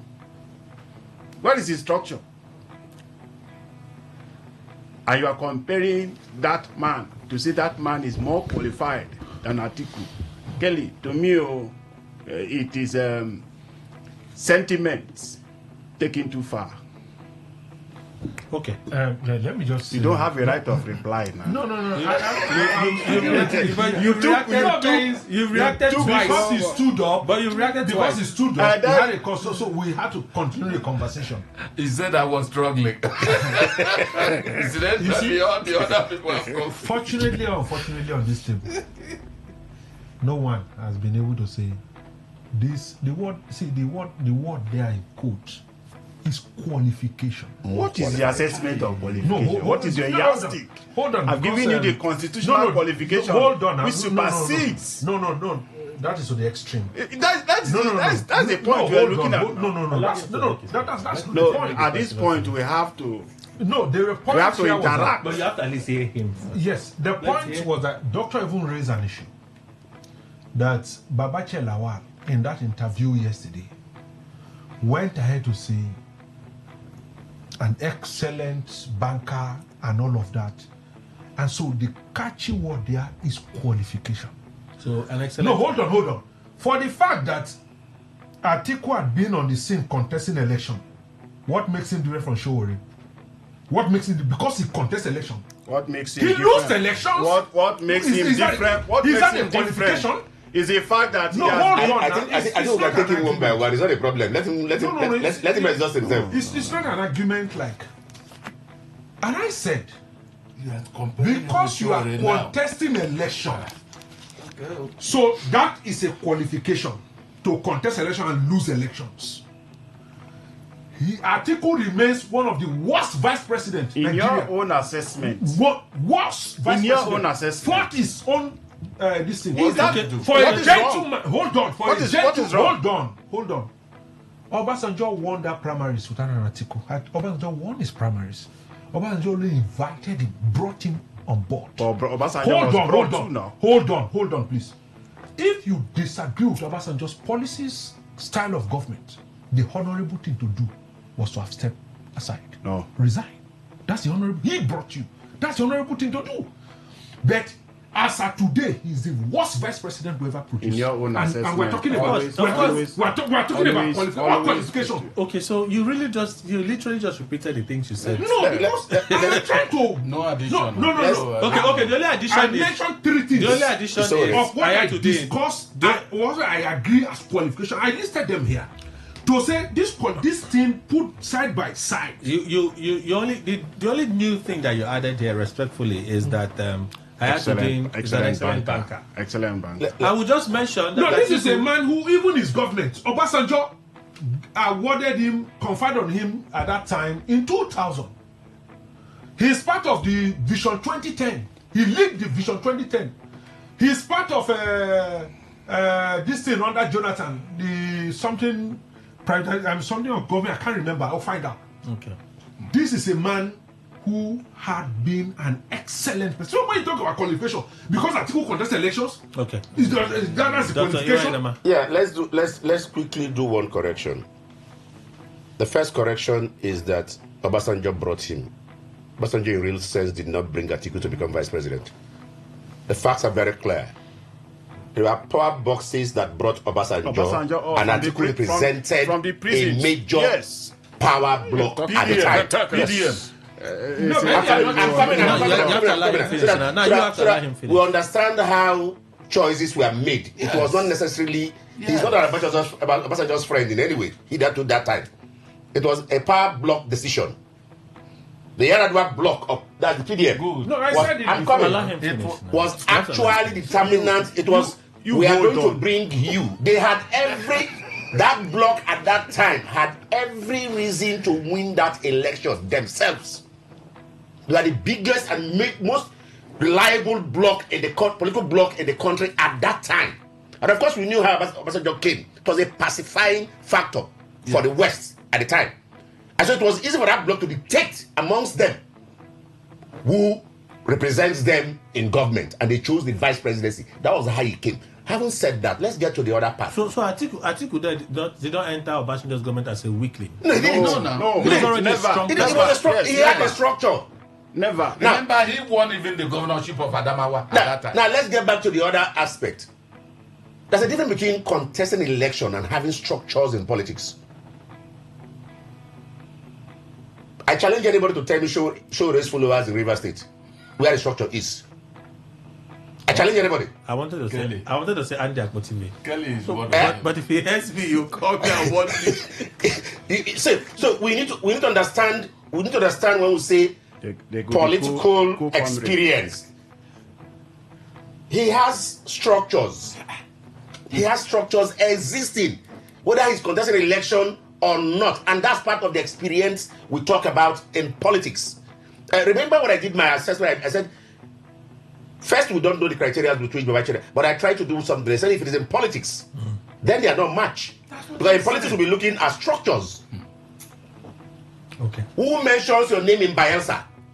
Who mentions your name in River State? Who mentions your name in Maiduguri? That's what we use to understand who understands what politics is. Politically, they are no match. Now, if you I heard somebody saying he has an ND of what? No, I said he has a diploma. A diploma. That is perhaps highest educational qualification. Let me say this and say it out to the air.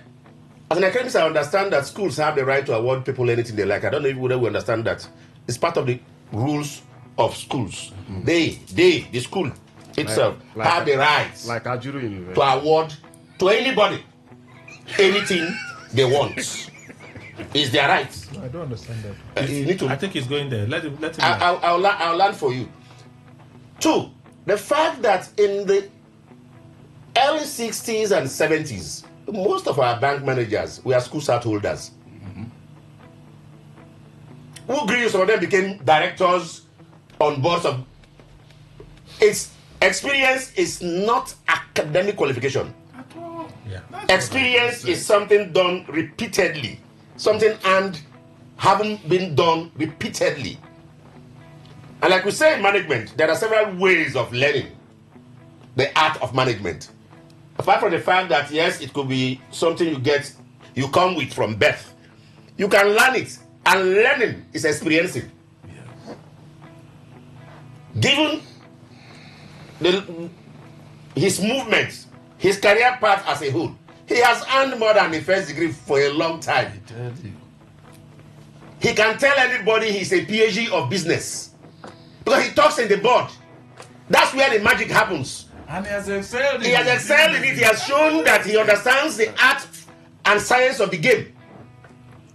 If you ask me that, I'll tell you, who is that told us was a professor of road building? Was it not Umai? And I said he was right. I said he was right.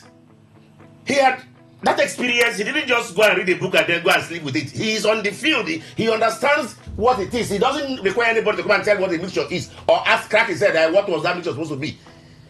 Who is a professor? So, if you ask me, he's a master of his profession as a politician. Okay. So when people talk about just academic qualification, it doesn't do anything. It is one thing to read a book and have a certificate. It's another thing to know what that thing you read means and to put it into use or practice. An article, as far as I'm concerned, in the basic 2 fields we mentioned there, both business and politics, has shown that he understands the arithmetic of the game and had used it severally over the time. Okay, that answers it. So let's move on. Kelly, I think who is bigger than Ayatollah? In qualification, I have not seen any. There is no, because I had asked you what you mean by qualification. There is no. Can I move on? Kelly, go on. Go on. I want to know if there is anything awkward about this statement. Everybody who attacked me on this road project lost their Senate ticket. Umai was speaking 2 days ago. He was speaking at one of the inspection of, I think it's Kano Abuja Road. Elieso was there, and then Alabi from the House of Rep equally present. But is this politics? Everybody who attacked me on this road project lost their Senate ticket. Is it politics? Can the party do such a thing because of that kind of interest? Let me go back to Dr. Irainama. Yes, the party can do such things. The party is the platform upon which people get into government. The party decides, ordinarily speaking, the party decides an orientation, what we ordinarily would call the philosophy of itself, her philosophy. And so, if a member by any chance is working against what she thinks is her philosophy, again, I've chosen my words carefully, what she thinks is her philosophy, what she intends to achieve, that person, technically speaking, is anti the party. So the party can plot. The party can actually remove the, what do you call it, under your leg, the carpet or the rug, under your feet. It can do that very well everywhere in the world. It's not necessarily Nigeria. So this is not a strange thing. It's not a strange thing. However, the way it was said, it shows us the caliber of persons we have in power. People that have turned themselves to be tyrants. People that have told us because it could have been discreet. That's what I just said. The way it's said. The way it is said. Now, the way it's said shows a tyrant talking and saying, any other person that dares it, I will deal with you. It shows... Because this is the result I can yes, see. Yes, because it shows the party itself is in my pocket. Because sometimes what we call the ideology of the party is actually people's ideology. In real sense. Every time we shout, parties don't have ideology, parties don't have ideology. Parties on their own do not form ideology. It is people that form these ideologies. And so if the likes of Mai have decided to form ideologies that are surrounded with non-questioning. Because what you just said here are people that critiqued him. So if he has developed an ideology for his party of non-questioning and actually has the party in his pocket, yes, that's what it tells us, that tyranny has run deep, that parties no longer understand what value is. Parties no longer entertain criticism. Parties don't have a way of listening to others, but perhaps a few who has what it takes in their pockets. That's what Umari for me is telling me. And that's how you hear a few of them ministers behave and act.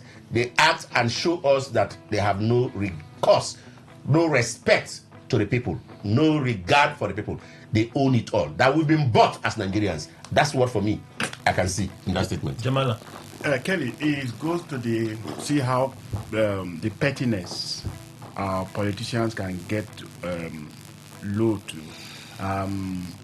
Yes, the political party, sincerely speaking, they have a right to regulate the activities of our members. But I do not see where a member of a political party look into the actions of government and say, for this reason, we have deviated from what we call our ideology. Or this particular area is not in line, in tune with what we agreed. And you tag that person an enemy of the party. To me, that should be an avenue for the political party to look inward. And if there is anything they feel that it is something that it is worth reconsidering. We talk about the Coastal Road. The other day I heard of First Lady talking about the same Coastal Road. And I said, okay, to the extent I've seen is where from Calabar, Idukbani Junction to going into Calabar. Are they really existing? When we talk of ring road in River State, yes, it is not completed, but you can spot places where this road is actually ongoing. So this Coastal Road, is it in existence? The highest backlash you receive is the Coastal Road. And so to the extent that you are coming now proud enough to say you are instrumental to these persons losing their seat at the primaries, to me, that is not the essence of party politics. Yes, I think, though he didn't mention any name. You did, though. One who lost. Hanga. Okay, not the process. He was defeated in that primaries. Now, having said that, I think for me it is troubling that a member of a political party will go public. Major. He did not lose. Major, but he was one of those. No, hold on now. Hold on. I said these are things that you have to go internally if you have any difference with some of these things. And so parties have right to discipline their members. If you are not for the party, just resign and leave. We have seen even in the US, how many of them go against Trump and come back? It's open, tell them you won't come back here. Go back, go and join any party and argue your case there. And so for me, I think the party is right, but these individuals have not complained that when they contest that election, they won the election, but the party didn't give them. They lost out in the field. Probably maybe others mobilized against them because they were not doing the party's bidding. And so for me, it's standard, it's normal. What has happened? Okay. Just wanted to add. What is happening for me is actually simply possible because we actually do not have people who the people voted and or are doing the people's bidding. The political parties are platforms only to the extent that is list people's name in a party that is supposedly strong and the party has access to converting results or producing results, and they produce results, and then you are there. So that party will not hear from you, or later that party will never hear from you. They will always drive the process. Be strong and be able to be a real asset. The party will be afraid no matter what you open your mouth to say. That's why Ndume got a return And that's ticket. why the last of Ndume nobody can touch him. He will go to the other party and still win you. He got a return ticket. He will go to the other party and still win you, and you know what that means. So most of these persons also have their own problems. Their names were just listed and they just flew on those platforms to winning. And then if you did that on the platform, They don't have any political. they don't have anything. No, but they didn't complain. And they that- didn't that even were go. cheated out of the process. They cannot too. They are still afraid because it's actually a pipe. I have lost this one. Could any other thing come? There's a slight hope. They won't complain because complaining for a person who does not have any asset, as it were, is complete death. And you want to kill them finally, so they won't. They will keep quiet and see whether something else will come. Political survival. Oh yeah. It's a strategy. Mr. Nduke, want to react to it before we move on? Okay, it's actually great.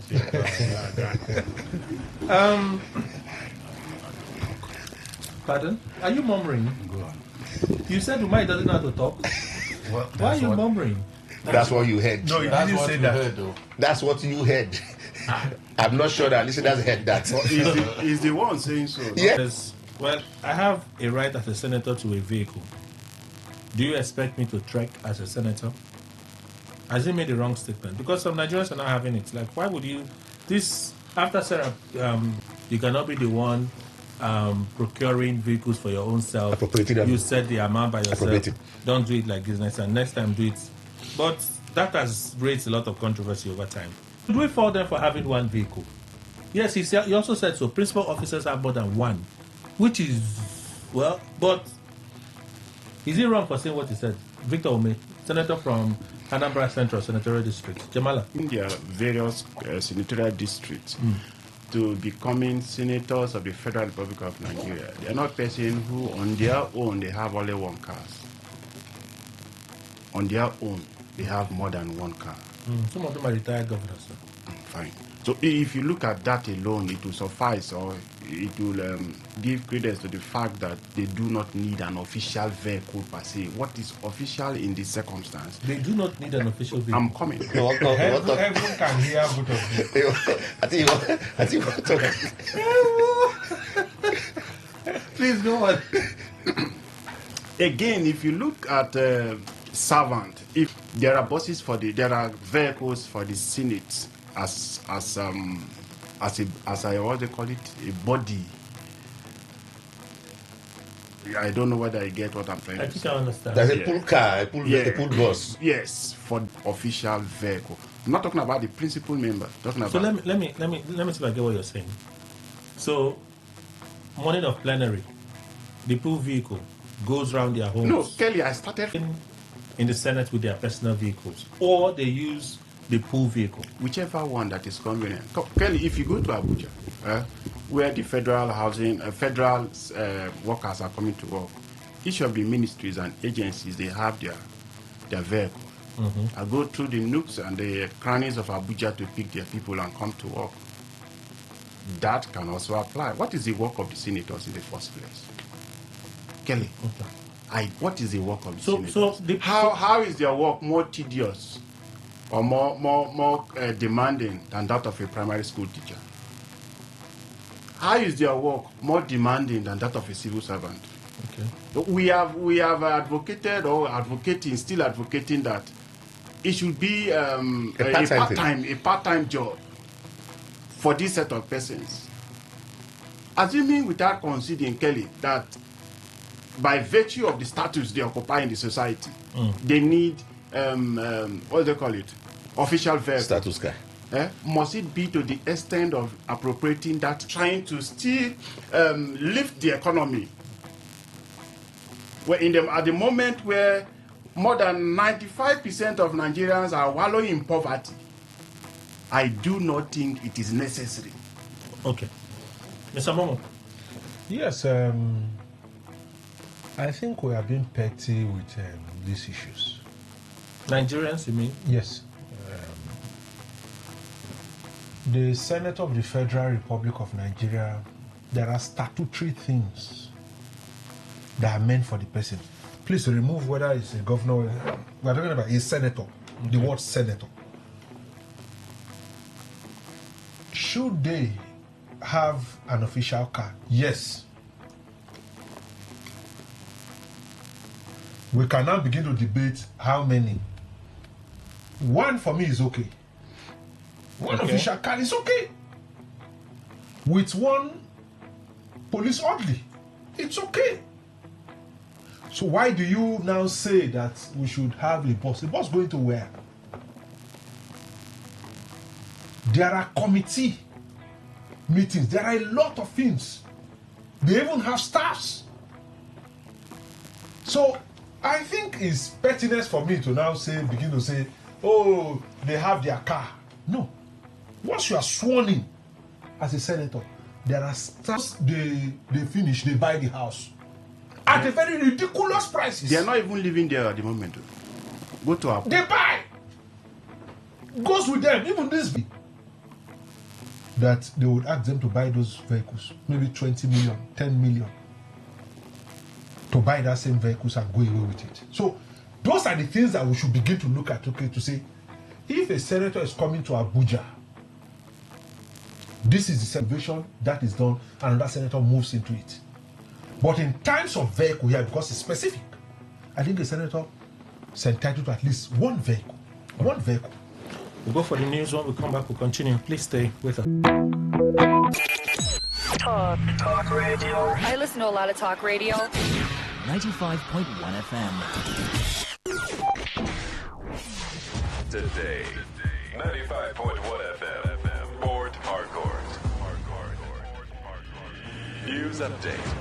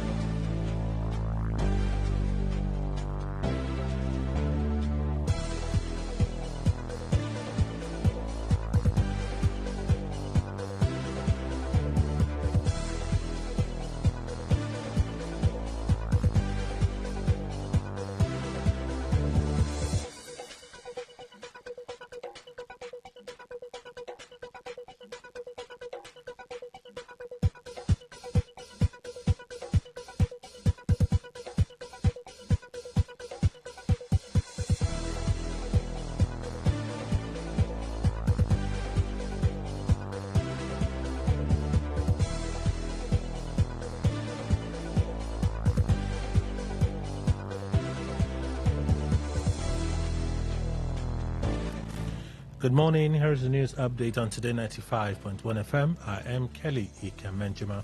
The federal government has announced plans to extend the Lagos Red Line rail to the domestic and international terminals of the Murtala Mohammed International Airport in a move aimed at improving airport accessibility and easing transportation in Lagos. Minister of Aviation and Aerospace Development, Festus Keyamo, who made this disclosure, noted that the project will connect key points including Ikeja bus stop and the General Aviation Terminal and MMA2.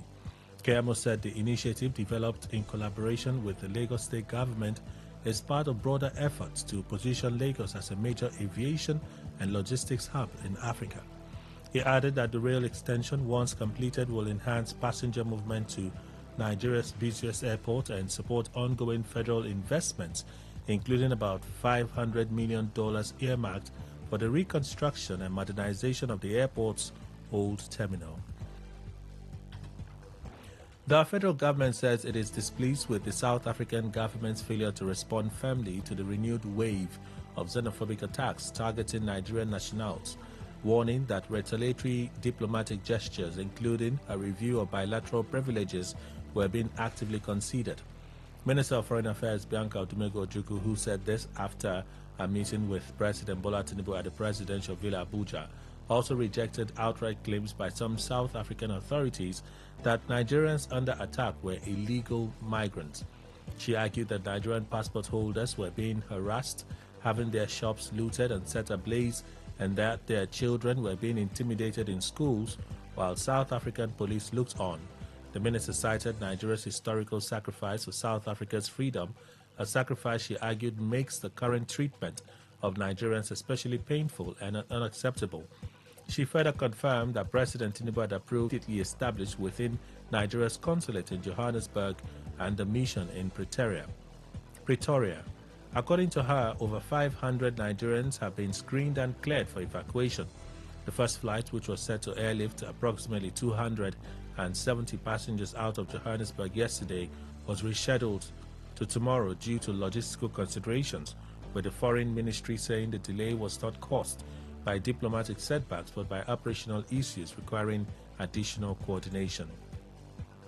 Former Kano State Governor and Vice Presidential candidate of the Nigeria Democratic Congress NDC, Rabiu Kwankwaso, has called for an urgent overhaul of Nigeria's security architecture, warning that insecurity was worsening across the country despite huge investments in the sector.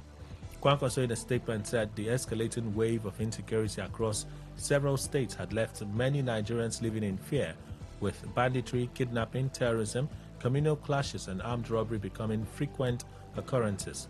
The former governor listed states including Zamfara, Borno, Sokoto, Katsina, Kwara, and Oyo among areas affected by the violence, lamenting that many citizens could no longer sleep with both eyes closed.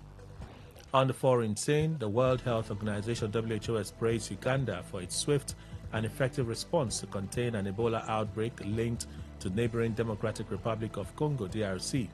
WHO Director General Tedros Ghebreyesus, during a visit to Kampala, said Uganda's experience in managing public health emergencies had helped reduce the case fatality rate to below 1%. He also lauded the government's decision to cancel large public gatherings, including the Martyrs' Day celebrations, noting that such events could have significantly worsened the spread of the virus. And that's the news update on Today 95.1 FM. Good morning. Thank you for your time. All right. All you need to know about this one is that 95.1 FM. Such a unique dial. Please listen to this infomercial. In a very wonderful time and season that we are in, and a lot of persons are complaining because of economic issues and struggles, it's important for you to understand that, you see, the difference between you and the success you're looking at for can just be a piece of information that separates you from that reality, as well as possibly the right person, you know. People say it is not working. You know, when something is not working, you should investigate to understand why it's not working. Basically, the reason why it's not working is simply you possibly do not know how, the steps and principles on how to apply for that, for it to really work. Okay, we're inviting you for a very important program, and this program is called Kingdom Capital Project. As a way of giving back to the society, our company Trade to Retire, a company that is given to training people in forex and the financial markets. That's what we do. And we've been operating, and by God's grace, we've trained hundreds and thousands of students who are trading today.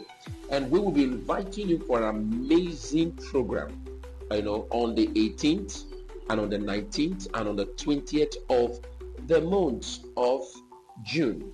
And I want you to be there, you know, on the 18th, Thursday, Friday, and Saturday. Now, it would be nice to have you come for that program. And it's a program designed to teach you Forex, to teach you how to trade, teach you the importance and things to learn. And most importantly, you want to connect with traders. You want to connect with friends. You want to connect with people that know how to do. Let me tell you something. Somebody say, oh, give me your money, I will trade for you. And maybe you've been a victim of all these things. But do you know these are things you can actually learn for yourself and know how to do this thing? Because you actually been trading all these days. Each time you do some transaction, somebody gives you $1 or $2 bill, you go to media bookie to change it. What have you been doing? That same thing. So this is a golden opportunity for you. All you need to do is simple. Text the word YES. Text the word YES to gain entrance to that program. Is going to be very powerful on the 18th, 19th, and 20th of the month of June 2026. Text the word YES to 0916 1419 928. 0916 1419 928. 0916 1419 928. Just text the word yes to that particular number, and by God's grace, you will be sent a message, so you'll be there in the program. Where, Stadium Link Road, King David Plaza, Stadium Link Road, King David Plaza, Stadium Link Road, on the 18th, 19th, and the 20th. All you need to do to be in that program is simple. Text the word yes now to that number, 0916 1419 928. Somebody's asking, but if I don't know anything about Forex, can I come? Of course you can come. So the whole journey starts one day. Do you get what I'm saying? The whole journey starts one day. And we'll have an amazing trainer, Mr. Prince. Oh goodness, such an amazing young man who has trained a lot of persons and is doing very well for himself. We have Mr. Bishop, and so on and so forth. They are simply amazing. So be there on the 18th Thursday, on the 19th Friday, and on the 20th Saturday at the Trade to Retire office, King David Plaza, Stadium Link Road. How do I go there? Simple. Text the name. Text the word yes to this number, 0916 1419 928. 0916 1419 928. And this program is free. Did you hear me? It is absolutely free. What's the time of the program? You better find your way to be there. We have a morning session, we have an evening session. So my best for you is that just text in your name, and they will reach out to you to tell you how to get about it. The program starts exactly by 9 a.m. People start entering by 8 o'clock in the morning. So people registration begins 8 o'clock in the morning. So by 9, training begins. So make sure you are there for the last time now. Text the name. If you want to learn Forex, you want to connect with Forex traders, you belong into that community, you love Forex, just text YES to this number, 0916 1419 928. It is time for you to be successful. Trust God, believe it. And I tell you, the Kingdom Capital Project is a Christian initiative helping you to build your financial freedom and economy. God bless you. Thank you. And that was a paid infomercial. Okay, all right. All you need to know about this one is that 95.1 FM. Such a unique style. All right, thank you all for staying with us. Let's continue our conversation. I'll go straight to Dr. Ira Inama. Do they need an official vehicle, senators, for the Federal Republic of Nigeria? I'll be talking purely as a businessman. The need for extra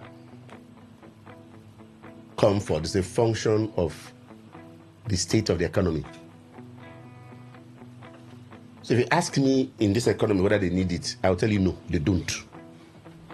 In a supposed dying economy, in an economy they too have claimed that there is problem. Asking for their stomach is insulting the intelligence of the rest of Nigerians. Now, I hear people saying it's how do you call it now? Is it the word legal? It's in the statutes. Is a statutory right, as it were. Many a times I've asked a question, particularly during the Buhari's period, when issues of rule of law are we following? Is it a law made by people for themselves? Those entitlements are written in the statutes. Who did it? Were the people consulted when they did those rubbish? The same way they are appropriated this particular 380 million, 360 million naira for each of themselves was how they fixed those things. That's the same way they fixed it. It's insulting.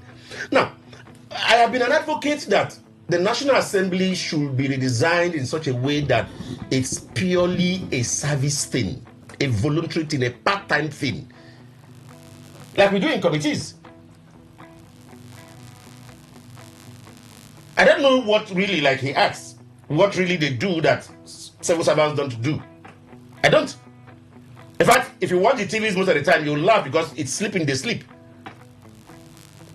And talk issues of prayer points being sent to people's email. That's all they do. Nothing. They have serviced themselves, both legally to protect themselves and just their pockets. To that extent, they don't need it. Now, the other question is, who are those that are in that house? A good proportion of them are people that have also earned government good from right or left. Governors who are entitled in their so-called states, again, the kind of funny things they enshrine in the laws too. They have two cars every other 2 or 3 years. They come here again, they want to get 2 or 3 cars. From which one? From national team. From what belongs to all of us. It is high time Nigerians rise and begin to ask these laws to be revoked. It is high time Nigerians rise and question what the intent of those laws actually were, if not for themselves. Okay. It is a shame, and indeed a shame for Nigeria, so that will keep this kind of persons continuously. And with that shame, one is coming out to tell us who forced him to go to the Senate. If he doesn't like it, he should go home. If there's no car. Stand the way. Kelly, it is true that it's supposed to be a part-time affair. But until it does become the need official car. And the need, I said, is in capital letters. Anybody that needs official car of that status should also vie to become a senator. And once you become a senator, you receive such car. It is the entitlement. Yes, as I am. I don't need official car from any place because I have not struggled to be there. So remove me, remove others. But if you struggle and they let you, you become a senator, Nigeria should buy a car for you. What I don't like is they appropriating that money to that extent of buying such a million upon million cars. That's what I don't understand. For me, they're overpricing themselves. But as for being Nigerian legislators, they need official cars. All of them. So it could have been maybe something cheaper. Yes. Because they'll get a cheaper thing in Nigeria. Yeah. See, Kelly. Okay, you also agree that something cheaper? Yes. They'll get a cheaper from Innocent Motors, they'll get a cheaper vehicle instead of going for Toyota. If we start checking, it is not those that do the hardest form of job that make the biggest form of money. If it were like that, or even change, good. All these people that follow construction companies that till the ground, they should be earning highest. But if you check very well, they may be earning the least. So that one is a senator, that one is an honorable member of the House. It's none of my business in terms of perquisites. There are statutory perquisites. If you struggle, they elect you, get them, no qualms. But what I don't understand is this their own, because it has turned to be an avarice. That's what I see. That somebody will be looking for maybe 400 million or 300 something million car. What kind of country? And you know the kind of situation your country is in. That is the only thing. But as for official car, Kelly, even if they say no, it shouldn't be a cheap one. But they also need, I'm not talking about one official car, because their cars are high-level cars. They need them. Lastly, before we open the phone lines today, this report from the United Nations. UN raises alarm over violence against Christians, minorities in Nigeria. The United Nations Human Rights Office has expressed concern over reports of killings, abductions, sexual violence, and forced religious conversions affecting Christians and other religious minority groups in parts of northern Nigeria and the Middle Belt. The statement released on Monday by the Office of the United Nations High Commissioner for Human Rights said worsening insecurity has allowed armed groups to operate within with devastating consequences for civilians. The office described the report as deeply troubling, saying the deteriorating security situation has enabled extremist groups and other armed actors to operate amid allegations of impunity and inadequate protection of affected communities. The testimonies we have received paint a horrifying picture of fear, trauma, coercion, and abandonment, adding that victims and survivors should be protected and given access to justice and reparations. Report like this, is it new for us in Nigeria? Mr. Momo. No, sir. When I read that report, there were some things that happened years ago. And bringing it at this time, for me, it's not good. I think there's an agenda. Now, I agree to an extent. We had this debate here before about Christian persecution in Nigeria. Genocide, the word genocide. ISWAP they are Muslim terrorists. ISIS are Muslim terrorists. The Lakurawas are Muslim terrorists. The Boko Harams are Muslim terrorists. Most of the bandits arrested in northern Nigeria are Muslims. Yes, the Muslim can come to say, no. Like we say now that if you are not a born-again Christian, you are not that argument can come. But we know that in the way they carry out the attack and all, you hear them, the things they say, the videos that we have watched. These killings are not, and I repeat, I'm a Christian, these killings are not just that when they now come, they separate Muslims. This guy killed when they come. They don't, they come to a community, they don't. Yes, again, you would want to agree with some of these arguments to say, in the North Central, from the Benue axis to the Jos to Plateau, rather, these are Christian-dominated areas. Yes, we have had issues of the girl who was taken from Bayelsa State and taken to Kano. That one was, and she was forced. The parents said they didn't know about this. She was forced to become a Muslim, to marry somebody. Yes, these things exist, but these things are not new. Let the United Nations not start bringing these things as if this report are just report that happened in 2025 or happened early 2026. Has the state shown commitment to fighting this so far? When you say the state now, I want to believe state governments. No, not just federal. Security agencies across the country, have they shown that resolve to combat this problem? Have we made this a problem? For example, let me give you an instance. I saw a report that I read. The Bauchi State government sent people on Muslim pilgrimage. And there was no record for that year of doing same to the Christian community in Bauchi State, who are indigenous of Bauchi State. So if you see things come from a state like that, what protection do you expect from a state? That's why I say I don't want to say federal government. From states that are even closer, government closer to you. If you have that in a year, this is the government sending Muslims on pilgrimage to Mecca. And there is none, not one, they paid money to say go to Israel or go to Lebanon or where they go to for pilgrimage. So, would the state, what is the state doing? What protection would the state get? In some of these things, they tend to say it's a Sharia court that handles some of these issues. So, is this even a crime? The state has not seen it as a crime to be able to say we want to do ABCD. Atiku Abubakar, when this man was talking yesterday, is it Lera Shaibu, her name again? He condemned it. And when there was this revolt, he withdrew that statement. So the thing is that, have they seen it as a crime, the state itself, to be able to say they want to make it a crime to now start punishing people? It's not a crime to some states. Valid argument. Jamala.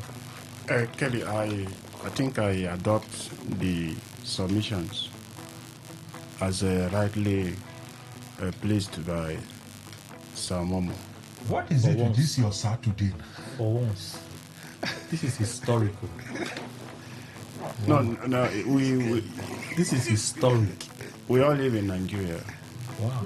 Why we cannot doubt the fact that persons are being killed in Nigeria. And yes, majority of the persons being affected are Christians from the minority part of the north. We cannot at the same time justify the publication of what's your claim again? United Nations. United Nations, yes. What should be paramount to them is the safety of citizens of Nigeria, not trying to divide us between religious lines. I've seen several videos where these miscreants that the federal government have now declared them terrorists, maltreating members of the same sect, the same religion with them. So to me, they should look at the general security of citizens. That would be better for us. Dr. Irenema. I think, what's the name again? Jamal, because the tail end, he first said exactly what I would say. The danger in religionizing the crisis in Nigeria is very, very high. Unfortunately, I hear the UN America talking as if there are only two sets of people in Nigeria that are suffering, as if it's only Christian and Muslim that exist. How my friend was talking, he was telling that governments send people on pilgrimage on Christian and Muslims. And I asked, what happens to us that are religious, traditionalists? Has any government ever sent us anywhere before? So, are they the only two people that exist in Nigeria? Do people have... yes, I have. I go to one town they call Rama. They should give me money to go there. That's where I go to do my own rights. But that's, by the way, that's on a very light side. On a very light side. It is dangerous because the problem we have is a major security challenge that affects every Nigerian. Some 10 years ago, nobody would believe that they will have guts to get into a town called Oyo. Nobody believes that kind of rubbish will happen. On my birthday this year, 1st May, a friend attended my birthday sit out, and just that same night, 2 of them were kidnapped. In this state. In this very state. And I'll tell you what happened when we went to police. They said we should go and pray for ransom. That's what the police was telling us. Anti-kidnapping. In fact, they were sending us to somebody to go and see if we can reach the person. So, it's not manner. That's what government has empowered. Government has aided and abated the crisis. Anybody outside that is interested in addressing what is happening should look at government and our involvement in all the killings in the country. Inaction itself is being part of a system. And you ask the question, has the state shown any effective concern? The answer is no. The answer is no. A former minister's relatives were kidnapped. The state rose immediately. For God knows how many years. Children and teachers are still in kidnapped den. But the one that managed to concern somebody close to government, they rose. So when people say they don't have the capacity, I said no, they have the capacity. It's just that they are not willing to when it comes to the people. They are not ready to save the people. They protect themselves. The senators have asked for 380 million naira car. Why? Because they want an armored car. They didn't want a regular car. A regular car will not cost 380 million. They are interested in protecting themselves. It is themselves that they think should be secured and not Nigerians. The president's son had a retinue of security following him right, left, and center. He's afraid of being kidnapped because he knows his father has created kidnapping in the system or has failed to save the people or to protect the people. We're in a mess as a people. So, if America, the UN, wants to really address this issue, I support it, but they should remove this divide of saying it is Christians or Muslims. For every area where these idiots operate and they meet Christians, that Christians are majority, it will show that it is Christians you will find more. The ones they attacked in Katsina, were they Christians? When they were butchering them, was it not the same Allah Akbar they were chanting? This is criminality. They've seen business. And if you look at the history of groups like Boko Haram, it was politicians that brought them. It's like our militants here that were groomed and grown by politicians. For every area in our country where we find these activities, go and check. They were created by the state. It was the state that created them. It was the great state that sponsored them. It was the great that gave them the life wire. Till today, the issue of Kwara robbery, Lorry robbery has not been settled. And the names we hear, we are all politicians. And nothing has happened. They are walking around the town every other time. The few persons they claim were caught were sent out as scapegoats. Has anything happened to them? Nothing has happened to them. Don't we know how it happened in Niger Delta? Don't we know those that started the entire rubbish in Niger Delta? Were they not in government? Were they not governors? What has happened to them? Are they not working freely? Is it really affecting them? They still have the bulletproof cars. What has happened to the rest of us? So America or the UN should be able to address the real issue too and not politicize it. Not take the dimensions of Christian genocide, Muslim genocide and the rest of it. Nigeria is not a home to only Christians and Muslims. Okay. Inside the question. Kelly, what is that exactly? I like this. UN raises alarm. US raises alarm over violence against Christians, minorities in Nigeria. Are reports like this new? Of course, they are not new. Even the event itself is not new. So how can it be new? But you know, there are ways that people project them that will maybe seem to be new, because when we were talking about Christian genocide in Nigeria, it was at that time. I've lived for some years in this country. I've not heard that before, that there was a genocide for any faith in Nigeria. Even those that are not that are traditionalists, nobody looks at them and frown upon them. But coming to talk about the genocide and all that, you know, I don't know what people have in mind, because I know that even Boko Haram, they come out somewhere in Maiduguri, they dislodge even the Islamist people. They dislodge them.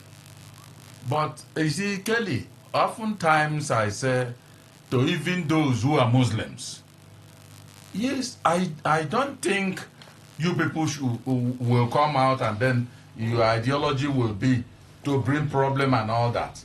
I agree, they say Islam is a religion of peace. I may agree to an extent. But why is it that have they been able to check anyway whether Boko Haram, the people adherents are more Muslims? You go to bandits, the same, almost all of them. It doesn't no point, because our people said that whoever is talked about always, every time anybody that wants to open mouth is that man or that woman, there must be something he is doing or she is doing that is not in agreement with what should be. So think about that. But as for this, it's not new, Kelly. And if, for instance, United States or America, UN is coming out to fight it, one thing I don't understand, when they say Christian minority, what do they mean by that?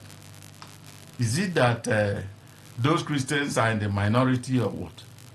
I don't understand that at all. But I can go ahead and comment, but I don't understand that tag, minority. Because those who claim to be professed Christians in this country are not minority. There are very many of them. Even in the north, they are still there, even though they may not be everywhere. But if you calculate the number in the north and calculate the number in the entire even, okay, let's say middle belt and come to the south, they are not anything minority. So if the UN or the US want to fight that, I think they should handle it in a way that those people should not be given a tag or be stereotyped as Muslims. I think bad man or bad woman remains a bad woman. It's a choice. It's a choice. As I am, I can never stand up any day and carry a gun to go and kill people. But if I decide I change, despite my age, I can change. Even if I kill one person, I have done it. And it will go on my record that yes, I sometimes, even at the time he had grown old, he turned and started killing people. That's a dent. All right. We'll open the phone line so we can take your contributions this morning. 0810951091. This is the number for you to call and say something. Is there breaking?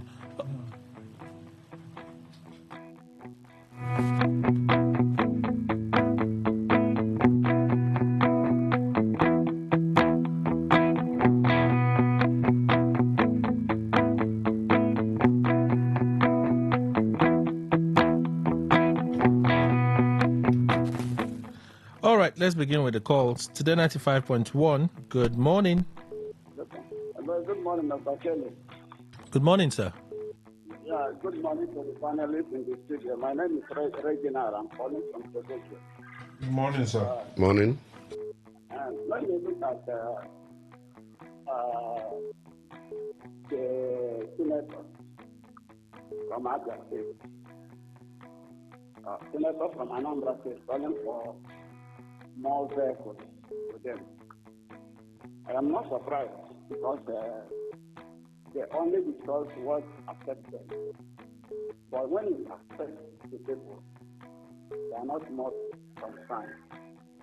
So, for me, despite all the money they are receiving as a security, as a confidence fund, what are they using it for the people? The money is good for them. So, for me, I am not supporting that. Then on the issue of comparing... 60 seconds, Reginald. Thank you. Today 95.1. Good morning. Yes, good morning, Mr. Kelly. Morning, sir. Mr. Joseph Nelema. Let me talk on the statement from our former Senator Magnus Abbey. He alleged that they were given Connecticut. Magnus Abbey. Joseph, did you say Magnus Abbey? Yes, Magnus Abbey. When did you say this one? In one of the dinner they had with the FCT minister. Okay. Good morning, Today 95.1.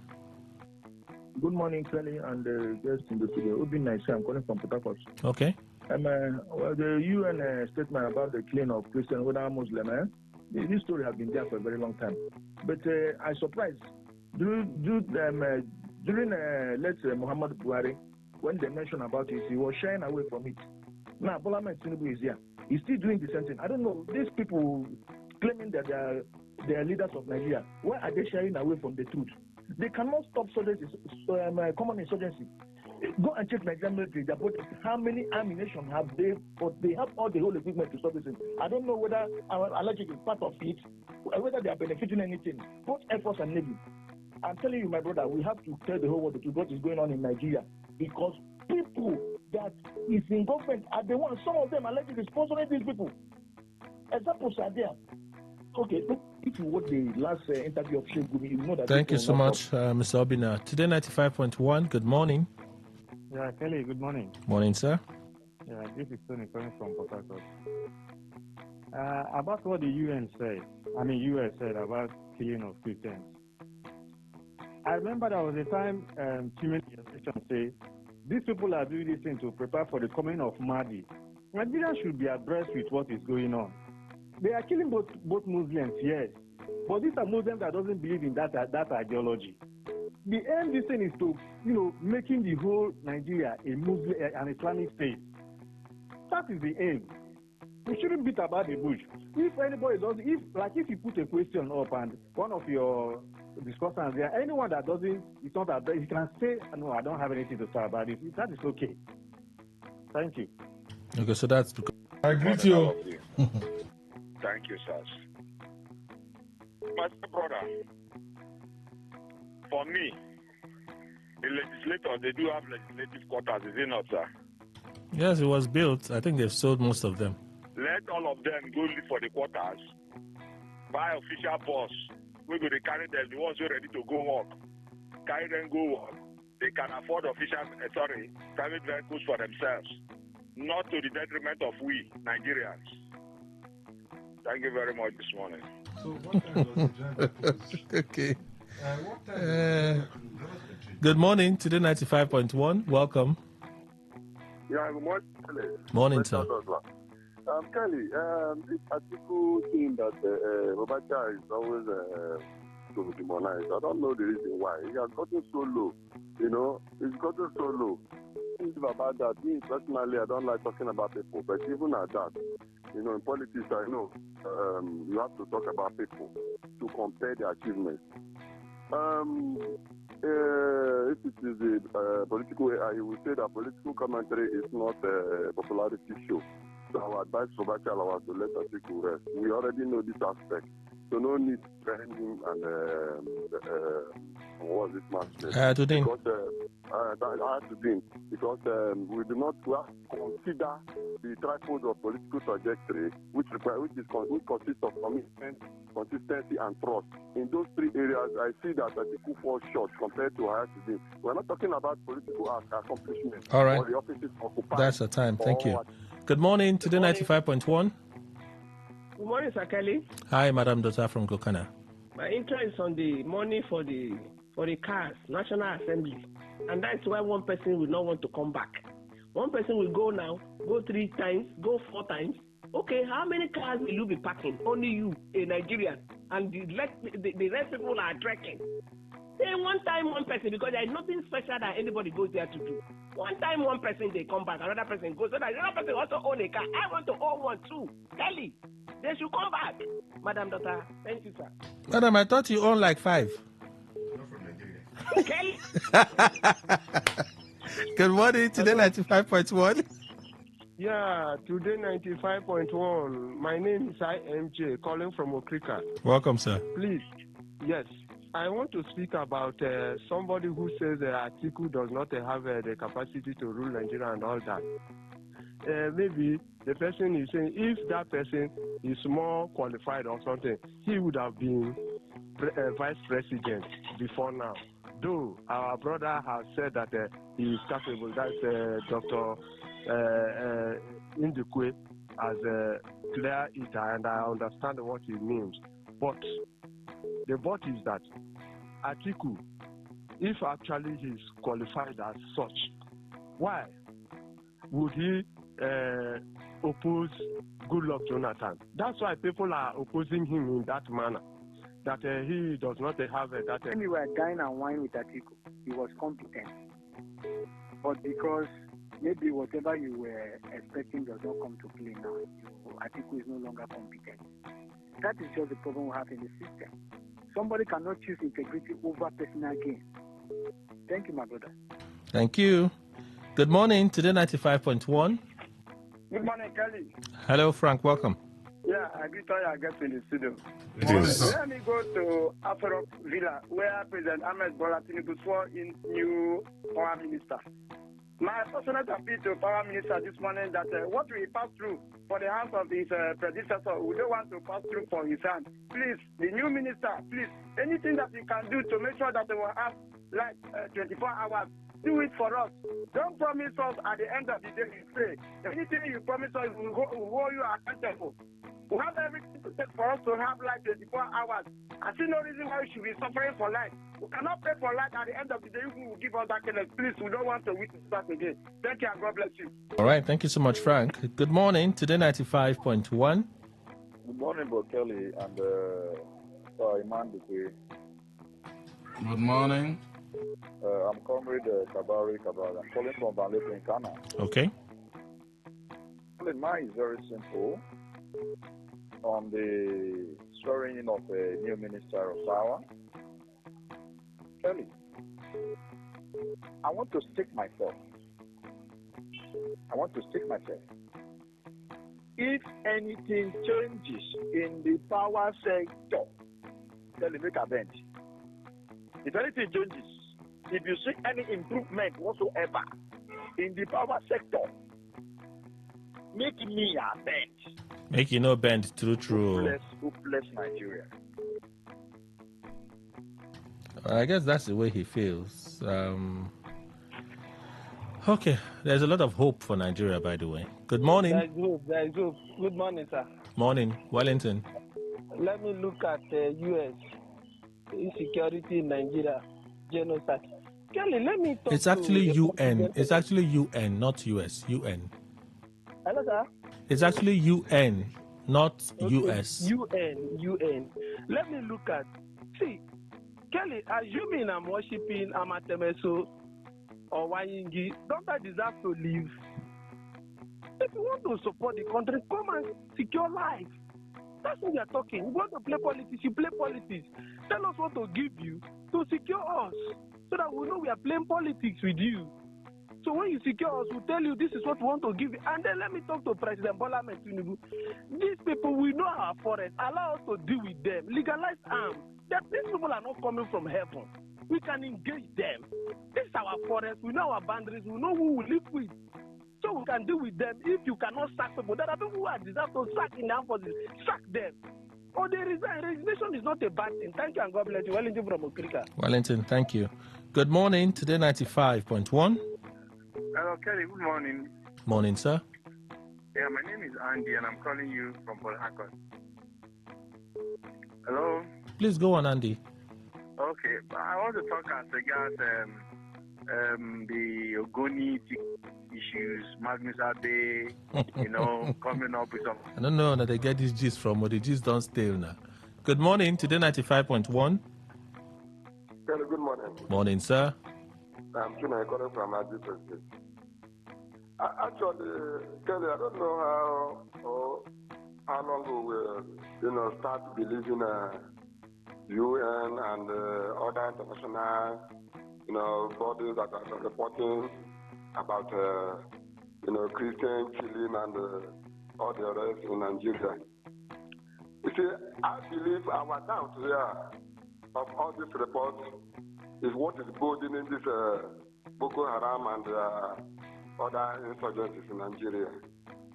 It is high time we, Christians particularly, believe that what these reports are coming is nothing but the truth.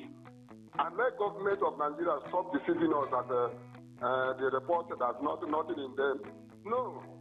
What they are seeing is exactly what is happening in Nigeria, but we are here adapting there. All right. And that is where, day by day, these things are continue happening. Thank you. Thank you. Okay.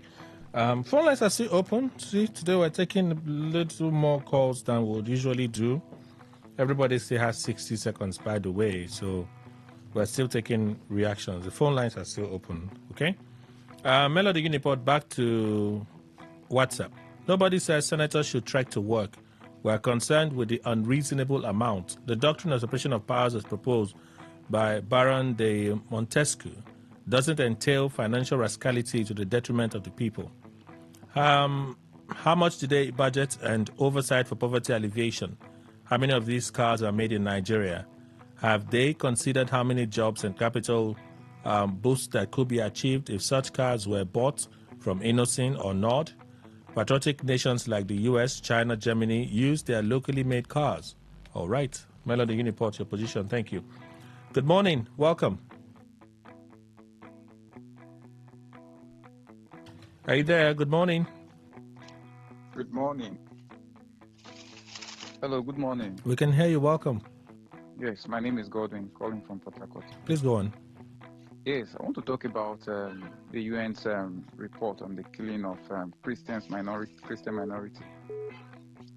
Just like one of your analysts said, the UN should also talk about government involvement, because I think these things are not just happening. The governments are not doing what they are supposed to do. They can't tell me they don't know where these people hide and all. They are only there for their own self. All right, thank you. Thank you so much. Some more messages here. Good morning, Kelly. Solar energy installation does not depend on hotness of the sun, but amount of insolation. Eric Chooks, you sent this message reacting to the Daily Post piece there. One thing I know about the ruling APC is that any opposition does not have the capacity yet. They keep truncating other political parties just to have a one-party system. There's no denying that Atiku is more qualified, but the APC and its group are so scared of any opposition. Kelly from Port Harcourt. Good morning, Today 95.1. We can barely hear you. Can you reduce the volume on your radio?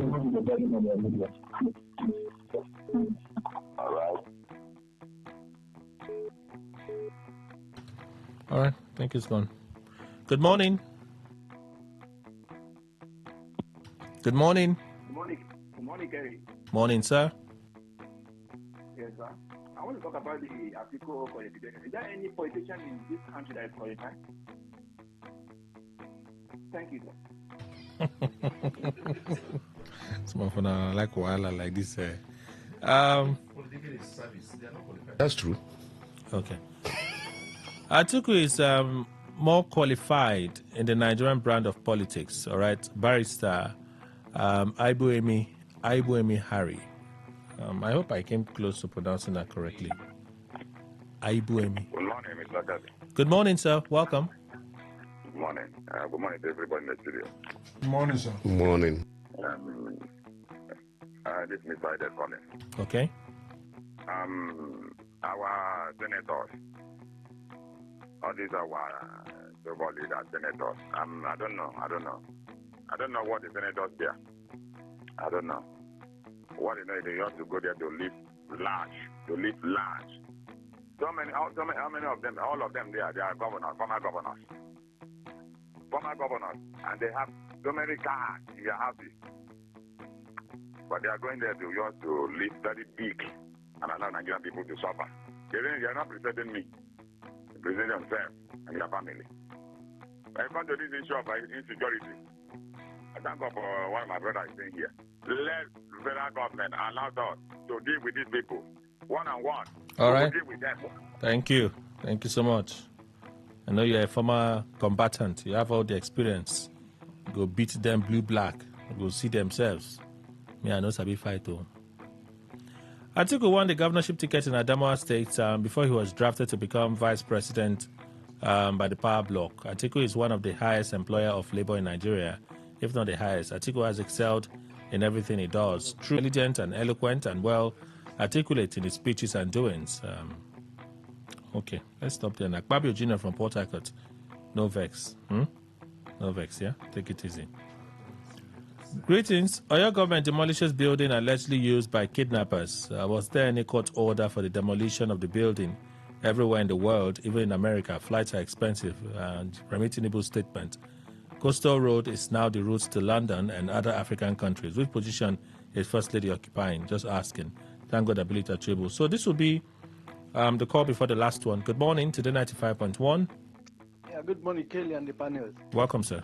It's Pastor Jim calling from Port Harcourt. Yes, just like the UN talked about the what they call it genocide, Christian genocide. Well, to me, you know that mainly in this Nigeria, once most of this outside, once you are not a Christian, even though you may be a treasure worshiper and everything, they categorize it as Christian. So that's why when you hear them say Muslims, Christian, I believe that's just exactly what they are talking about.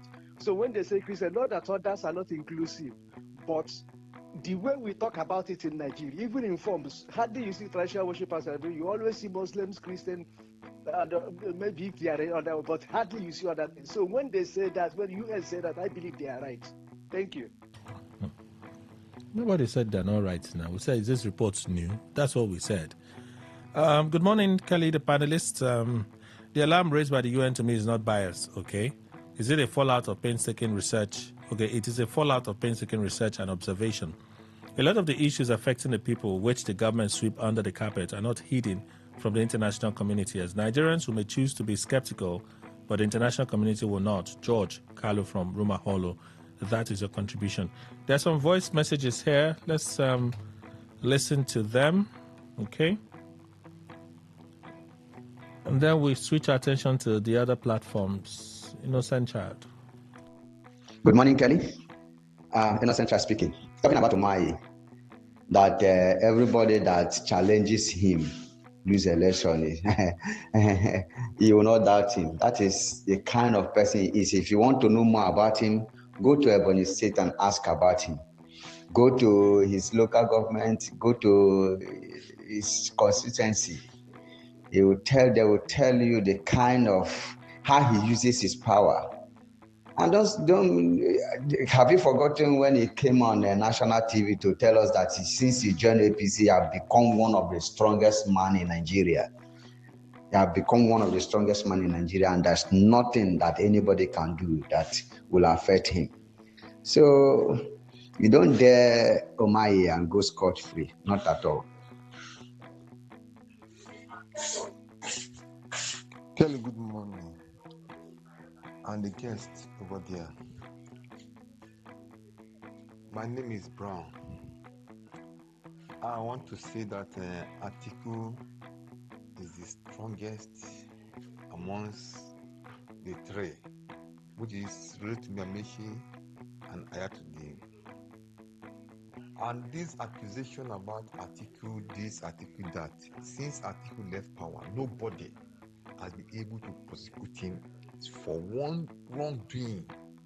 Let me just leave that. Nobody is able to call a company that Atiku, this company, he privatized it to himself or to his friend. Nobody has named any company so whatsoever in this world since he left power that this is the company Atiku oversaw the private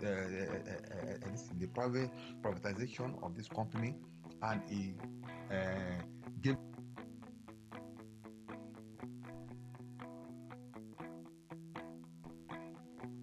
Good morning to you, Kelly, and all the guests in the studio. Darlington calling from a great Italy. Kelly, on a more serious note, why do we have a bunch of unuseful people in this government? If a government parades a bunch of unuseful persons, then that government is useless. It's as simple as that. Imagine the Minister of Power telling us that what? I can't even remember the last time I had power in my area, Greatly. It's the truth, is how bad it is. And to think that the level of insecurity, we see them on video, people are being slaughtered. There is no nation anymore. There is no Nigeria anymore. We're just deceiving ourselves. This is truly a Karakuta republic, and a balizing going on everywhere, and we are all laughing, and the government is taking it with keep laws. American, come, if you have to burn the Nigeria, let all of us go, let all of us go and die, let all of us die. Okay, speak for yourself. Good morning, Sakali. Bishop Dukwi Temple Chief and all respected guests. Federal government moved to retaliate xenophobia attack in South Africa. For me, I think it's a record development. Let them show South African government that they are the giant of Africa. Also, Mr. President set to inaugurate project in the FCT. I thank our leader. That's God's time. I can just tell that it's God's time. I've taken the part that is relevant to us. The one is your own script. So whenever you set up your own station, you can announce it at will. Is this for us? All right. Akabari, I'm not sure that message is for us. Okay. Good morning, and the panelists, all praises for Lagos. Could the moves against River State be economical? Just thinking. Retaliatory against South Africa would have been noble, but it's just a mere threat. I mean, toothless bulldog. Mr. Dennis. Babachi Lawal was a mole in the ADC.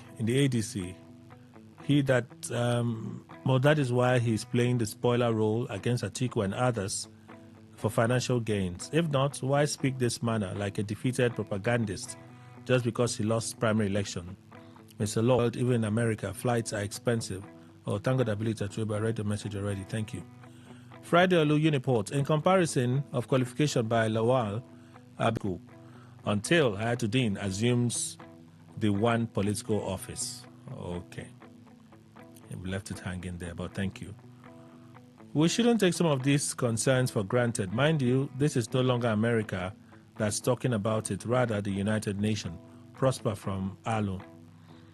The bullet and bomb-proof cars the senators drive and own for the cost of 300 million naira is the one reason they never bother about the level of kidnapping and insecurity in Nigeria.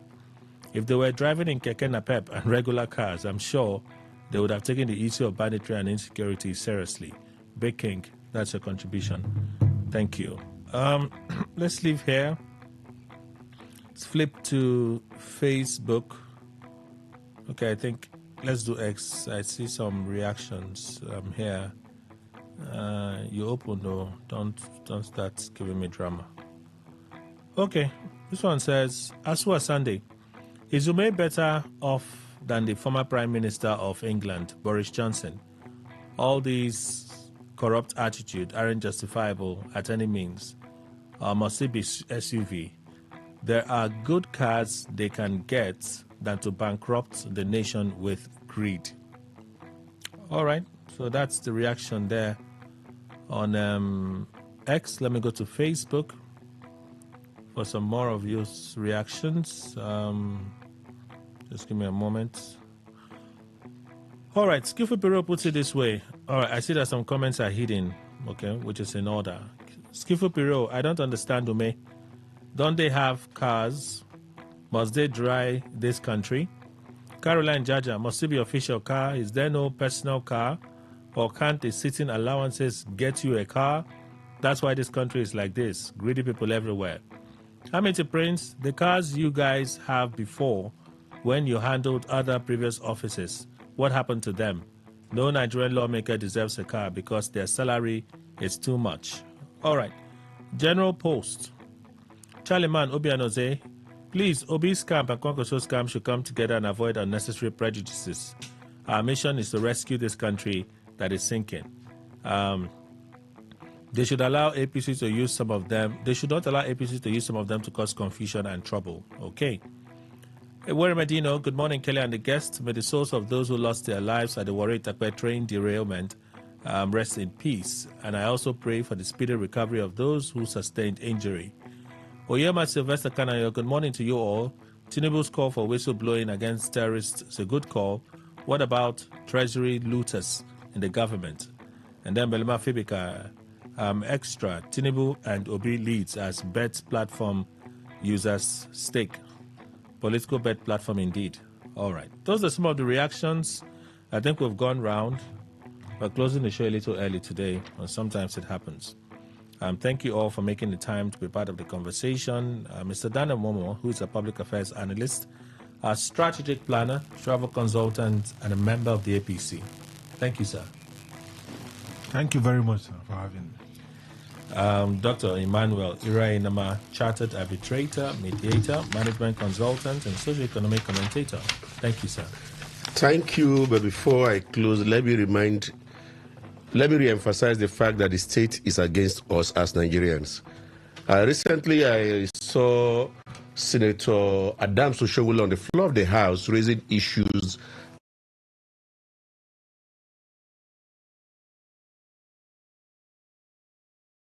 about security in this country. And it was very clear, his prayer was very clear that the Senate do visit accountability of that sector over the time. But of course, you know what happened? The Senate shut that motion down. The motion was never heard. And that's why they will always look for a 350 million naira cars to protect themselves. The state is indeed the terrorist we have in Nigeria. Well, that's by Dr. Irainama's submission. So there you have it. Living Gift on Jamala Esquire, private legal practitioner. Thank you, sir. Thank you, Kelly. Thank you, Today FM. And Mr. Emmanuel Indukwe, who's our in-house analyst. Thank you, sir. Thank you very much, Kelly. Thank you, Nigerians. We've closed, everyone. Enjoy a fine day. Good morning.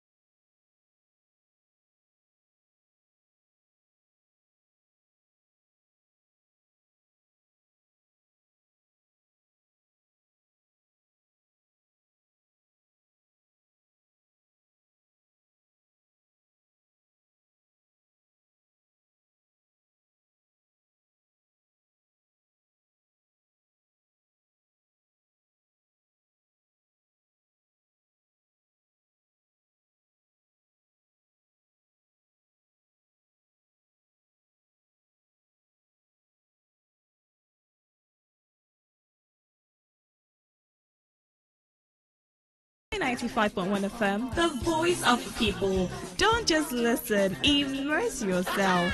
That is 100% true.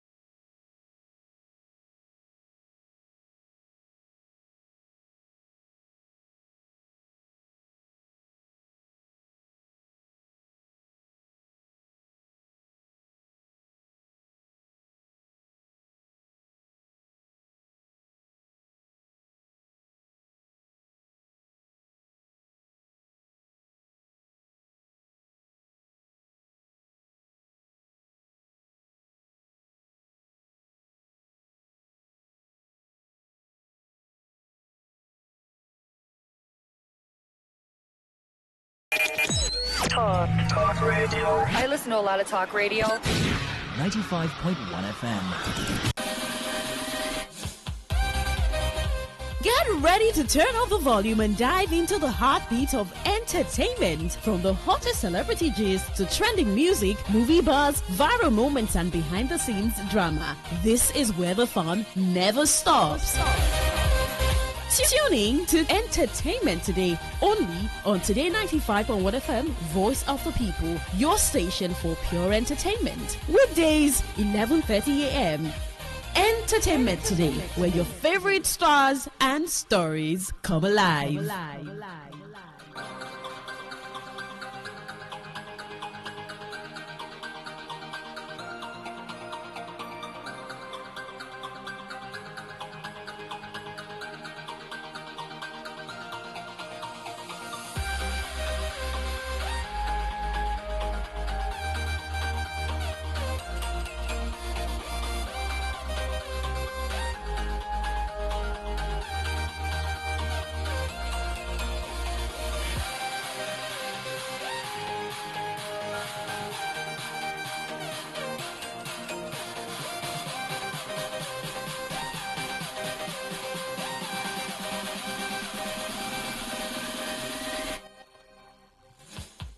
You know, sometimes you need to wake up and tell yourself it's time to give them a show, right? So I'm going to give the world a show today. It means that you're going to take charge of your life. I'm not a motivational speaker. I'm just here to do entertainment today on Today 95.1 FM, Voice of the People. Thank you so much for tuning in. It's 11:33, Tuesday, June 9, 2026. My name is Queen Chima. Thank you so much for staying on this dial. Today 95.1 FM, Voice of the People. Now, Ira Star did a performance at the NPR Tiny Desk. Now, it is a vocal concert in a room in Washington where artists get to show their vocal prowess. And she joins a list of Nigerian artists who have appeared on that Tiny Desk room. And she did her thing, and then she says she's a star girl. Take a listen to her. Santa Monica, I demotivate like Kensaro. We was a borderline moves, firelight suits, carry my tools. If you get in my fire bay, if you get in my fire bay. So what you telling me now? Who's that girl? Who's that girl? What's poppin'? That girl, there's no stopping. What's coming? Feeling the energy. Real talk, real talk. They wanna know. Who's that girl? Who's that girl? Who's that girl? I'm that girl. Who's that girl? Who's that girl? Who's that girl? I'm that girl.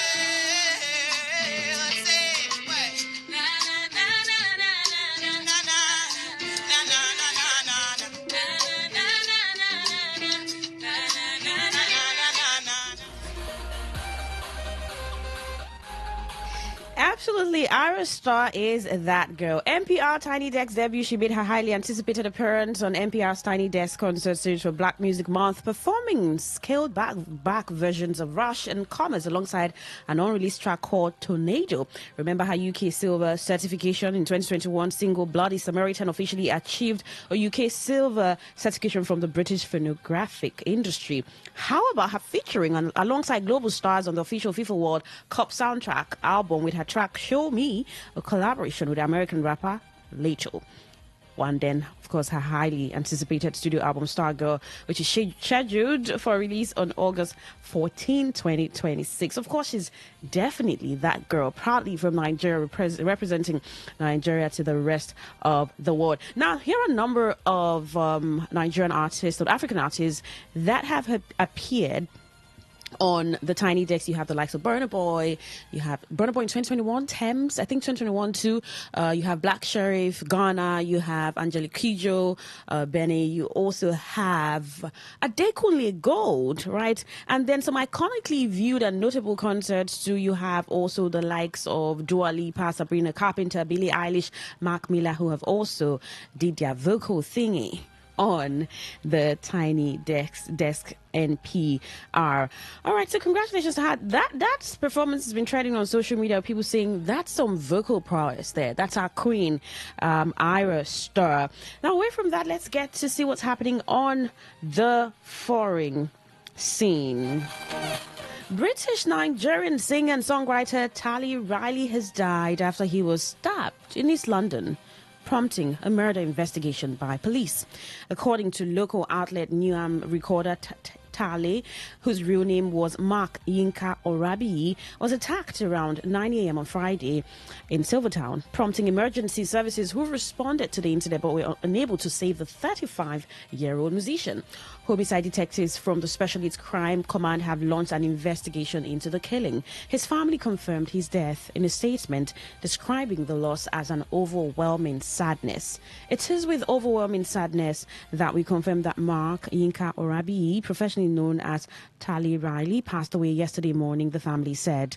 They described him as a Grammy award-winning and multi-platinum selling songwriter and artist whose humor, generosity and presence would be deeply missed by loved ones. The family also thanked members of the public for their support during the difficult period.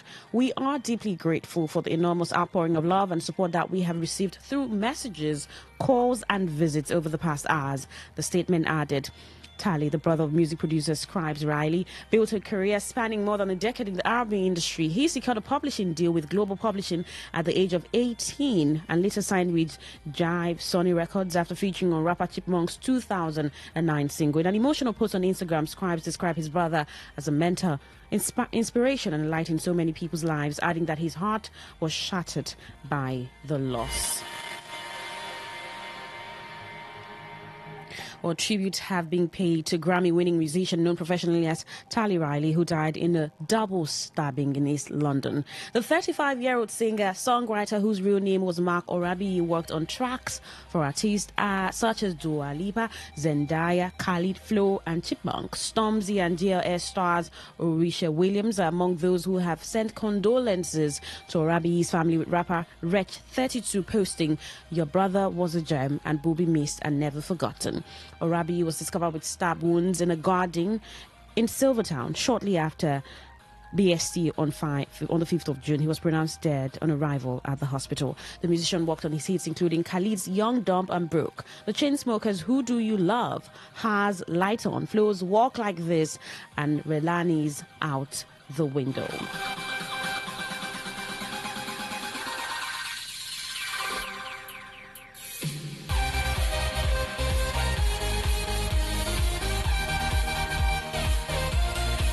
Well, global pop superstar Taylor Swift and NFL star Travis Kelce are reportedly preparing for a lavish wedding ceremony in New York, with reports suggesting that more than 1,000 guests could witness one of the most anticipated celebrity weddings in recent years. According to TMZ, the high-profile couple expected to exchange vows on July 3rd at the iconic Madison Square Garden, a venue closely associated with Swift's music career. While neither Swift nor Kelce has publicly confirmed the wedding plans, the report has generated widespread attention across international entertainment media. TMZ reports that sources familiar with the arrangement said between 1,100 and 1,200 guests are expected to attend the ceremony. The outlet also claimed that the couple have adopted strict privacy measures, choosing to communicate with guests through text messages and direct contact rather than traditional wedding invitations. The report further stated that Madison Square Garden was selected partly because of its privacy and security advantages. With limited external viewing points and underground access routes, the venue is believed to offer greater protection from photographers and large crowds. TMZ also reported that security planning could involve coordination with the New York Police Department and private security teams. For Swift, the venue carries added significance. The singer has headlined several memorable performances at Madison Square Garden throughout her career, making the reported choice a symbolic full-circle moment. Swift and Kelce first captured public attention as a couple in 2023, quickly becoming one of the most talked about celebrity pairings in the world. Their engagement in 2025 fueled further interest, with fans closely following every development surrounding their relationship. Although reports of a July 3rd wedding continue to dominate entertainment headlines, no official confirmation has been issued by either Swift or Kelce yet, leaving fans eagerly awaiting word from the couple.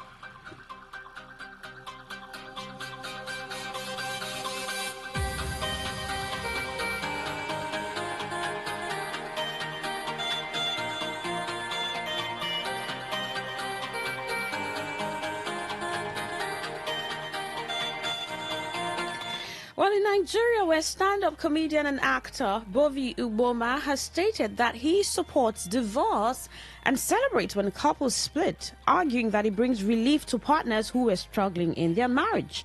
Speaking on a recent episode of The Moriah Show, Bovi explained that divorce is better than remaining in a toxic union where one or both partners feel suffocated. He stated that he would not endure suffering in marriage and does not want anyone to suffer because of him.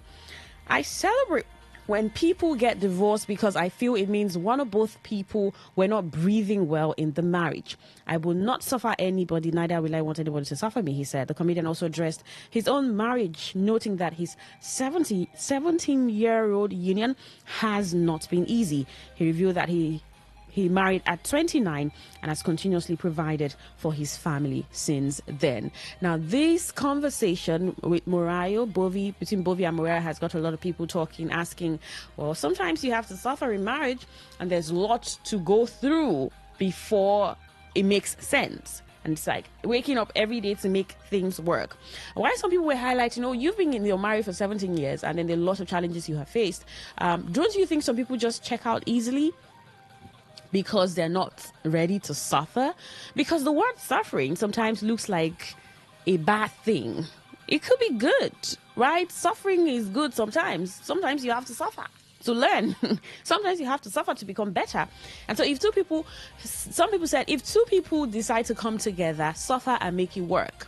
I mean, suffering being relative now, because if you're being punched in the eye, that's a level of suffering to run from, and then a number of other things. But this brings the conversation about divorce, celebrities and their marriages. Now, he was not talking about celebrities, but then this is coming from a celebrity who's an actor and a comedian. Celebrity and their marriages.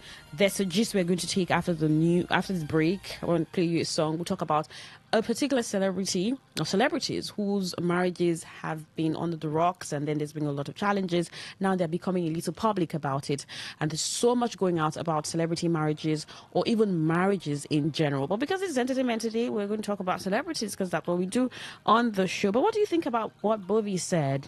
See, I will support divorce, because if you got to that point, it means that the partners have been struggling. Is that what it truly is in all cases? They say irreconcilable differences most times, and some people question that. Is there anything that's not reconcilable? Exactly. What are your thoughts about what Bovie says? He also highlighted how he's been married for 17 years, got married at 29, and has tried to make his marriage work. It's not been void of challenges, but I'm making it work, he said. Send your thoughts, 0701 9339 962. You can send a text or WhatsApp message to that number. That is 0701 9339 962. Send a text or WhatsApp message. Now you can drop a comment on Facebook. It's Today95.1 FM. Facebook, actress Nancy Isime has revealed that acting is her life, not a side hustle, a money-making venture, as she reflected on her role in Mo Abudu's Blood Sisters 2. In a lengthy Instagram post, Isime detailed how she prepared to play Kemi Sonia, revealing she isolated for a week before filming and often during the shoot to fully evacuate herself for the character. Isime said the process left her empty and unable to take on new projects for about 2 months after wrapping. She called it an enormous risk for an actor, noting some never return from such immersion. The actress added that her fans deserve her best and that downplaying her talent would insult her creator. She thanked Netflix, Ebony Live Studios and the Blood Sisters 2 crew for the opportunity, calling the series a performer's dream. Becoming Kemi Sonia, she wrote, "First, I just want to say biggest thank you for all the feedback on my performance in Blood Sisters 2, which went to #1 on the top 10 chart in less than 24 hours. One question I've got a lot is in slide 4. Where did I have to dig from? The answer, I had to evacuate Nancy Isime from Kemi Sonia to take over completely. The result is what you currently are watching. This is an enormous risk for an actor, as some of us never return to it. To achieve this, I isolated for about a week before the shoot and also isolated a lot during the shoot. Sometimes after rehearsing a scene, the director will yell, 'Action!' Kemi will do something, and we'll all look at each other like..." After wrapping Kemi, I physically couldn't take on any other project for about 2 months because I truly had nothing to give anyone else. I was empty. Acting isn't a hobby to me. It's not a money-making scheme to me. It is my life. I'm just blessed to earn a good living from it. My fan base, who happen to be some of the most intelligent people I've ever encountered, deserve nothing but the best. They deserve to be inspired and motivated every time they watch me. I was talking about Blood Sisters yesterday, and I said that never seen Nancy Isime that way. And I think romantic roles, no for me. She played the character excellently, beautifully. I mean, stellar actress, stellar performance. And we've got a number of people, right, critiquing the movie, talking about Blood Sisters 2, with some people saying that Nancy Isime's role, that's Kemi Sonia, and Blessing Obasi's role, Mimi, in Blood Sisters 2 was the best in that season. Now, this is what Nancy said. She had to take 1 week away. The actor of the Joker talked about 3 months, staying away for 3 months. I mean, you've heard there are a number of actors who talk about the effort that they put in. In Blood Sisters 1, we had the actor who passed, what's his name now? The actor who was killed by Sarah. in the movie said he had to stay away from family for 3 weeks after playing that role. This is the work that actors put into what they do. You have to immerse yourself. And so whatever it's going to take you to bring out that character to life is worth doing well. We're going to see a movie review of Blood Sisters because it's been trending all over. Moabudu did a thing. Ebony Live Studio did a thing with the production. The writers, people think, did amazing. But we're going to see a review of that film and what some people think about it. Again, when we get back, we'll talk about that celebrity or those celebrities I said calling it quits and saying we're done with this. You're still listening to Entertainment Today on Today 95.1 FM, Voice of the People. Do stay.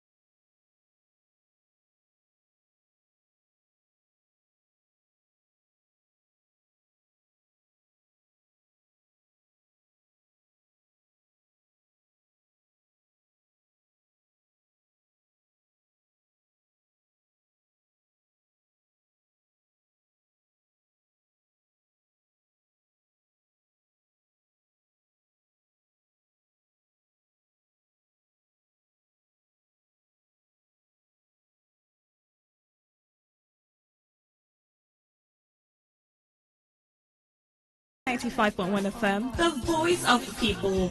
Don't just listen, immerse yourself. That is 100% true.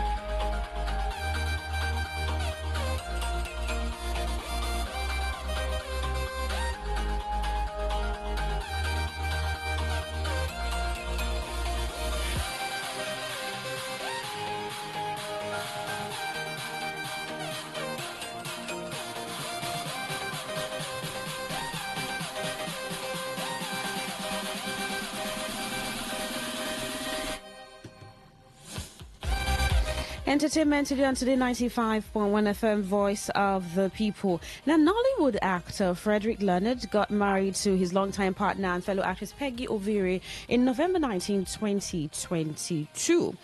Now, since late last year, there have been speculations about their separation. I mean, the both of them, any of them, have not come out to say this is exactly what it is, but they've just been messages they've been dropping on their social media platforms. Now, about 4 hours ago, Peggy wrote, "You asked for a divorce, now show up." And this is what she says. "You said you wanted a divorce, yet you didn't show up when you were served. Please don't avoid customary court for the second time on June 23rd because I'm coming with receipts, and let's make this divorce done and dusted so both of you can finally be together."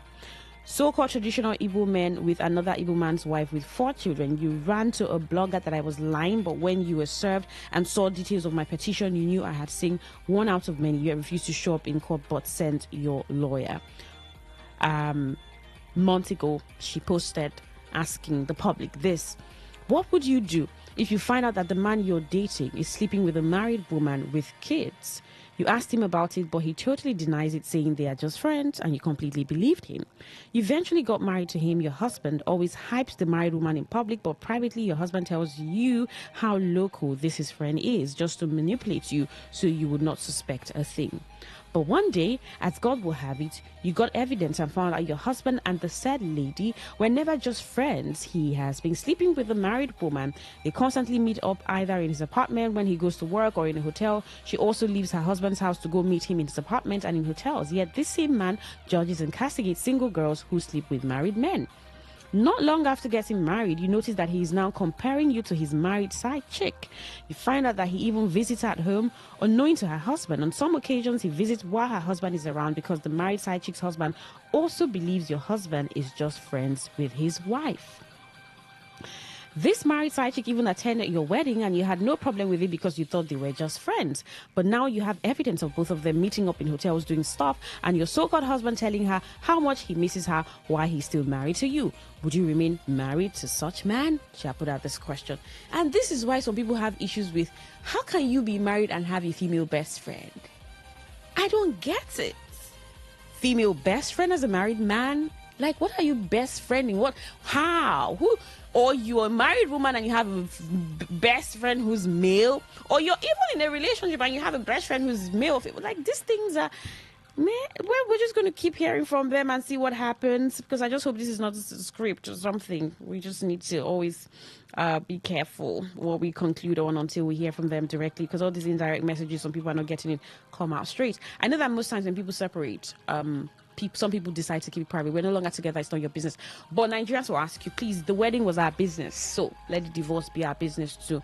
I just hope that marriages are really helped these days. There's a lot going out there. Well, away from that, actress Adunia Ade had put out a message saying that she chose privacy not because she owed anyone secrecy, but because peace is priceless and not everything good needs an audience. We wanted to enjoy our blessings. Not every single mother feeds your assumptions. Not every story is scandal. Not every blessing comes with drama attached. God gave me mine fully, peacefully, intentionally, a journey of almost a decade. Our baby girl, our answered prayer, my evidence that God still writes beautiful stories in his own time. Adunia Ade online is one thing. Aduni Adewale at home is something you may never fully understand, and that's okay. All right. I think that when people come to write messages that are confusing on social media, it's tiring to just read. Right. So according to the actress, she had a baby like 2 years ago, and hopefully, she writes that she's married or she is with a man or something, because people these days try to keep their relationships private. Some people try to keep their relationships private, but then maybe some people think it's unnecessary to put the confusion, right? If you want to say something, say it. If you don't want to say it, don't say it, and it would be fine. So if you say it in a way that is confusing, yet you're putting out what it is, then it's a little confusing. Yeah. Well, away from that, Blessing said the supporting actress to beat at the next AMVCA. These are questions that people are asking after her performance on Blood Sisters 2. 4 years after the release of Blood Sisters, the acclaimed series is back for its second season. Now, season 2 didn't need to do much to grab our attention. We came in expecting more great work from Nancy Sime and a satisfying conclusion to that season 1. cliffhanger. What we didn't expect was for Blessing Nze to what's this now, to steal the entire show as Mimi prisoner. So the question is she going to win Best Supporting Actress AMVC's 2028? We're going to watch out for that, because I know that Nollywood will still come with a number of productions this year. Some of your biggest producers and filmmakers are definitely plotting things, and until we see what they have on their table and present to you, we may not conclude. But that was a great performance from Blessing Obasi Nze. People are still talking about it. So we'll take a movie review for Blood Sisters and see what people are saying. Some people think that the return has an unfinished business. For viewers who may have forgotten the events of the first season, it began with what should have been a fairy tale wedding until everything just went sour. And Blood Sisters remains the story of friendship. The chemistry between Nancy Simi and Imidima Okoji continues to anchor the series. Now, the series also revisits themes that resonate strongly in season 1: domestic abuse, gender-based violence, class privilege, and the unequal application of justice. However, some movie critics are giving it a 7/10. Some said 8/10. Some said 10/10, which some people argue that no work of art can be perfect. But it is what it is. Go watch Blood Sisters on Netflix. You can chill with that this weekend. Netflix and chill. Enjoy the watch. Ebony Studios did a great demo. Abodu Productions. Just go watch and enjoy yourself. And also, you can have a review of that movie. Thank you so much for tuning in to Entertainment Today on Today 95.1 FM. I am Queen Chima. Good morning. Talk radio. I listen to a lot of talk radio. 95.1 FM.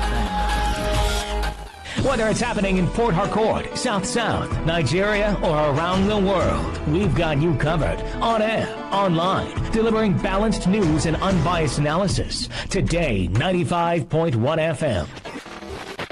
This is Today, 95.1 FM, Port Harcourt. News.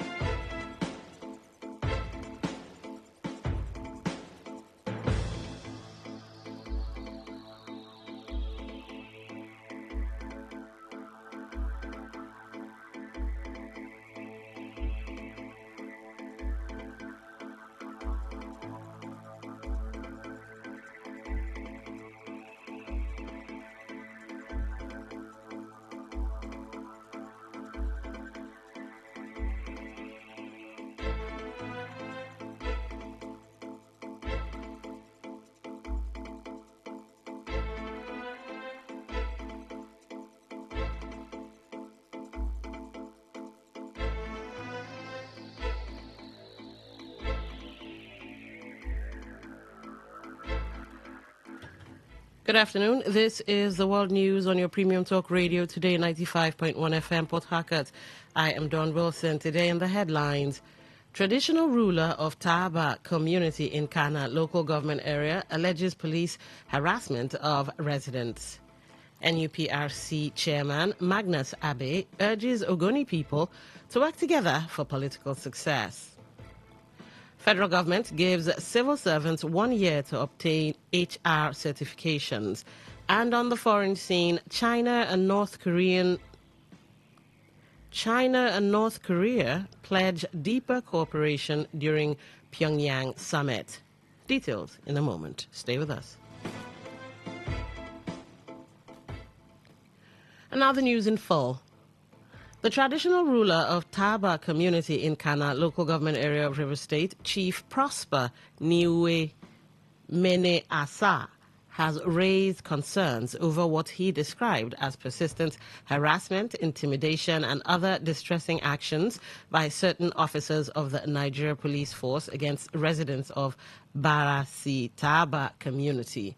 Addressing newsmen during a media briefing, Chief Niwe, who alleged that the community has February this year witnessed an increasing pattern of police harassment, arrests, torture, and extortion, stated that several members of the community have reportedly been subjected to unwarranted arrests and various forms of intimidation, including High Chief Mene MSK Nule.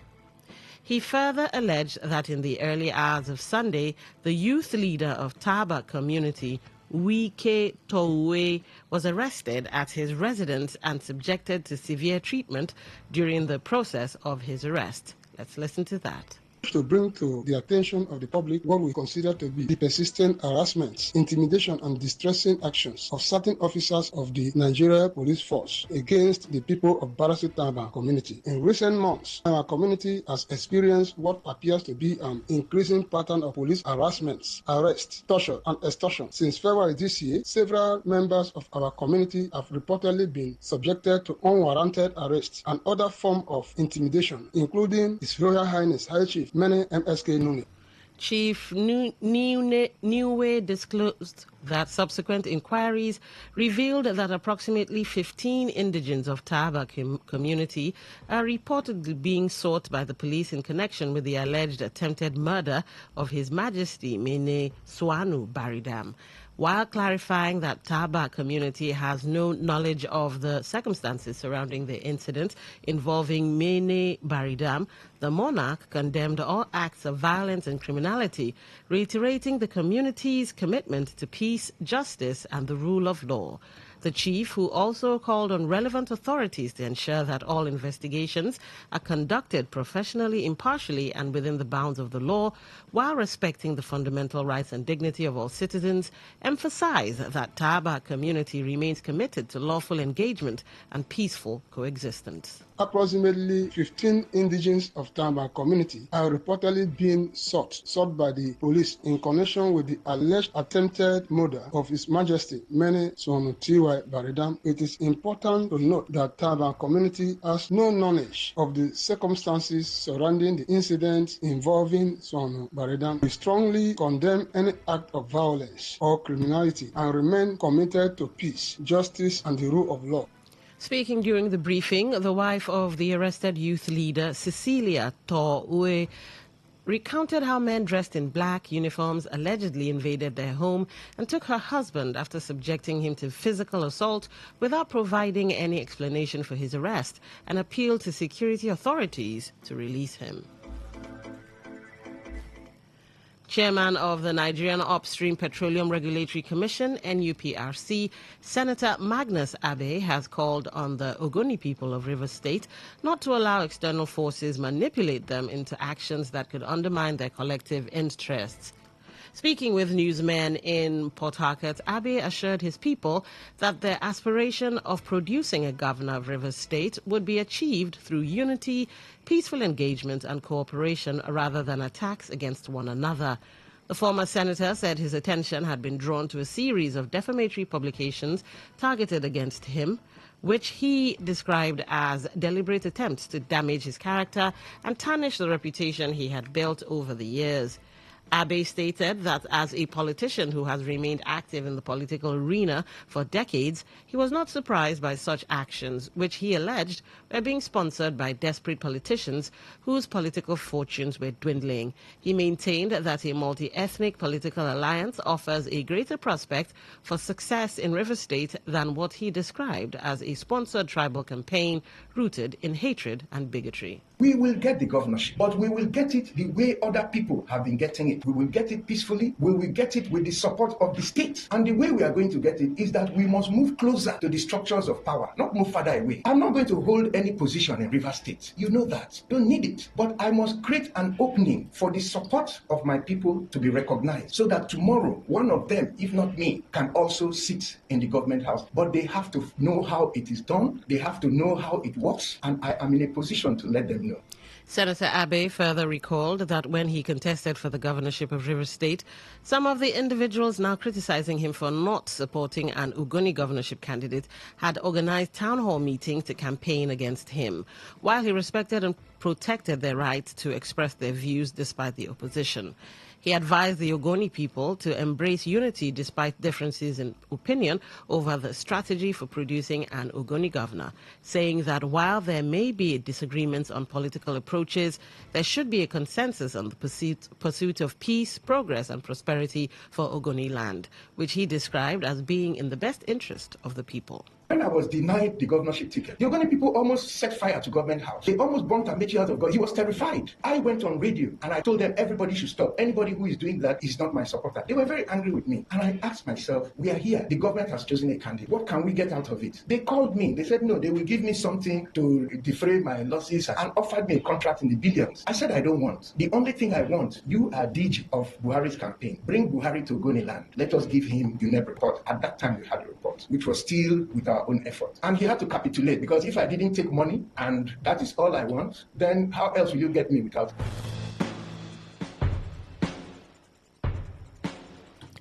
The Independent National Electoral Commission, INEC, has released and published the final list of candidates for the Rivers Southeast Senatorial District by-election, scheduled to hold on June 20. In a circular signed by Rose Oriara Anthony, the Commission confirmed the issuance of Form EC9 to all candidates fielded by the 4 participating political parties. According to the published list, the candidates are Douglas Fabike Bika of the Action Alliance, AA, Osaro Saka Ebenezer Irewori of the All Progressives Congress, APC, Sam Kianane Barikwa of the Labour Party, LP, and Wogu Olaka Johnson of the People's Democratic Party, PDP. The Publicity Secretary of the All Progressives Congress, APC, in River State, Darlington Wauju, has dismissed claims that the tenure of his executive ended in October last year, describing such assertions as misleading and driven by ignorance and political interests.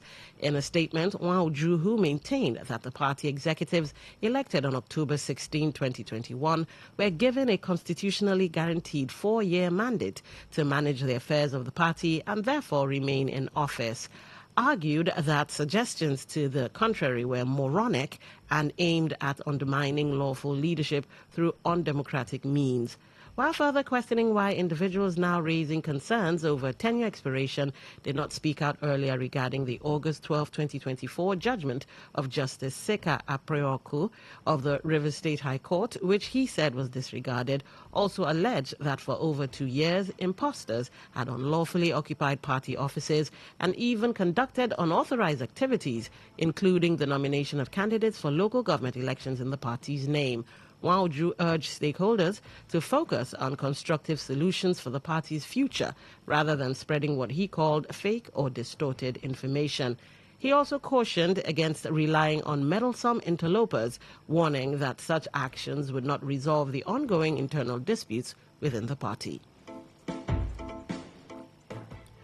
The Rivers State government has called on pregnant women across the state to take advantage of free insecticide-treated mosquito nets as part of efforts to protect them from malaria and other health complications that could threaten safe childbirth. The acting permanent secretary of the River State Ministry of Health, Dr. Vincent Nwachukwu, made the appeal during the flag-off of the optimized Maternal, Newborn and Child Health Week, scheduled to hold from June 8 to 12. The program was organized by the River State Primary Healthcare Management Board in collaboration with the Port Harcourt City Council. Dr. Nwachukwu reaffirmed the state government's commitment to reducing maternal mortality, stressing that no woman should lose her life during childbirth. Dr. Nwachukwu also urged fathers and family members to support pregnant women by ensuring they receive adequate medical attention throughout pregnancy and delivery. You are not paying, the government is paying for everything you are not going to benefit. This gathering is not just a rendezvous. It is to sensitize our women, to tell you that, look, no mother should die trying to bring forth a child. And when you try to bring forth that child, you must do your bit to ensure that that child does not die under your care. And so there are a lot of things you're supposed to do to ensure that you are healthy, to ensure that the children you are bringing forth remain healthy. Ensure that you deliver either in the hospital or health center, recognized and registered by the state government, health facilities in the state, tertiary, secondary, and primary healthcare center. We have.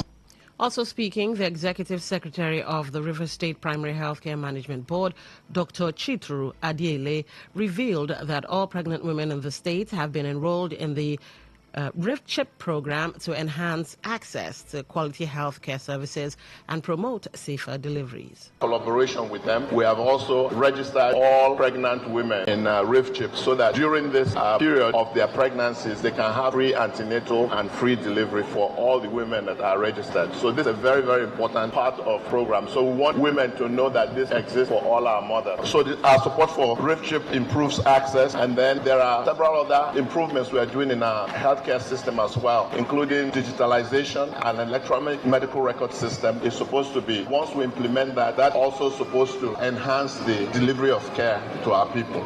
The optimized Maternal, Newborn and Child Health Week is designed to improve the health and well-being of mothers, children and caregivers through the provision of essential healthcare services, immunization, health education and disease prevention interventions. You're listening to the World News on Today 95.1 FM, Voice of the People. After the break, more news and foreign stories. Stay tuned. Every day, every hour, when the big stories break, depend on our 24-hour news team to bring you the latest. Today 95.1 FM.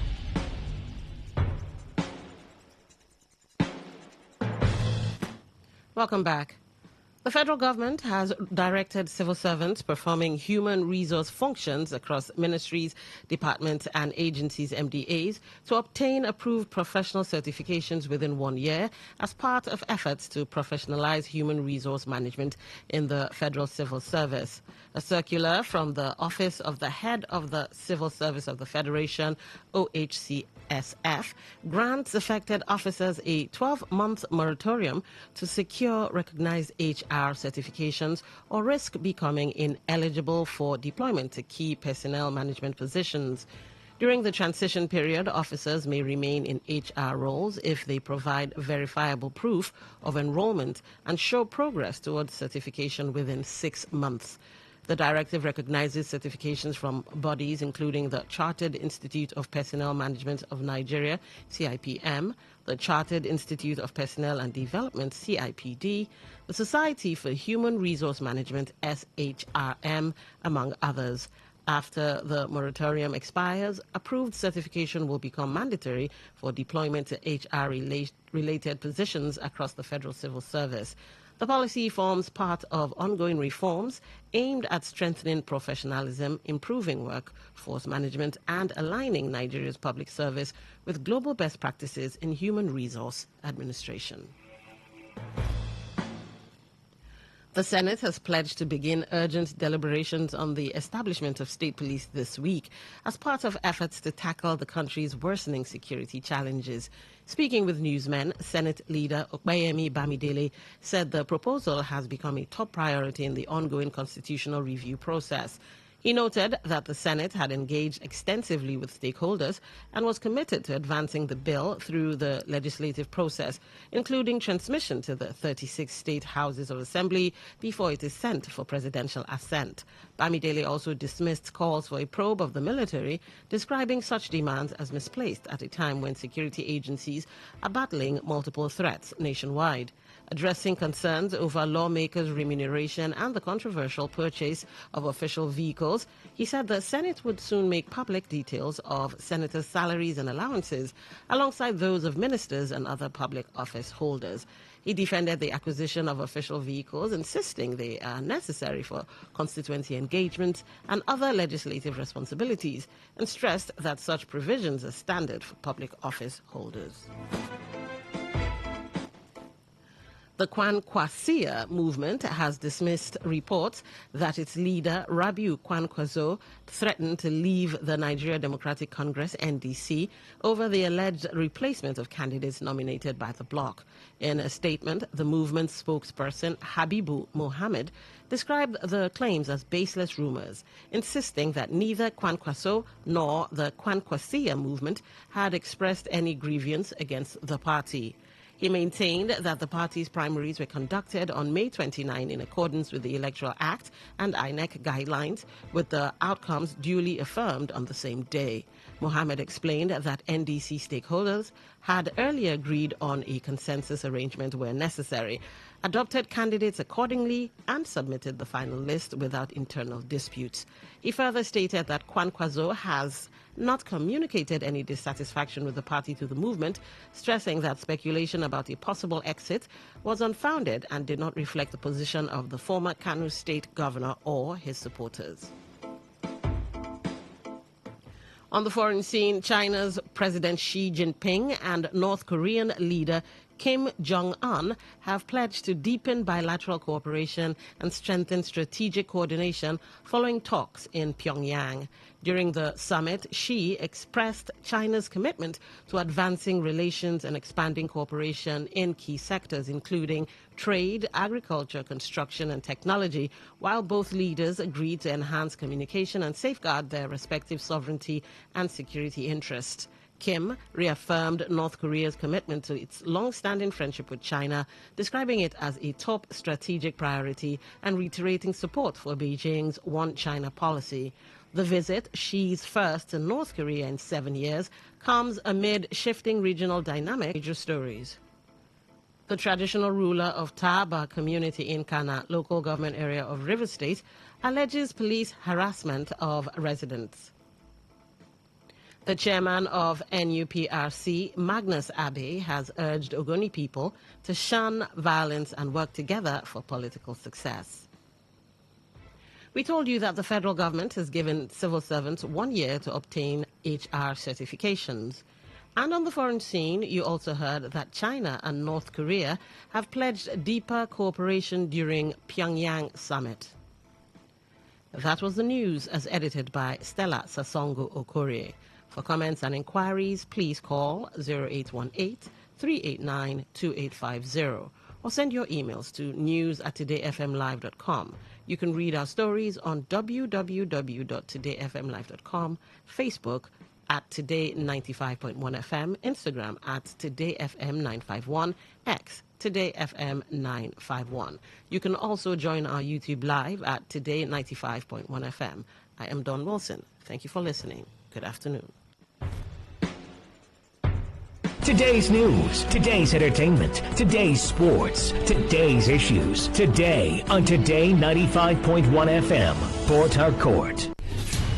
Stay informed, stay ahead. Tune in to Today 95.1 FM for the latest news and exciting sports updates. Your trusted source for everything you need to know. Today 95.1 FM, the voice of the people.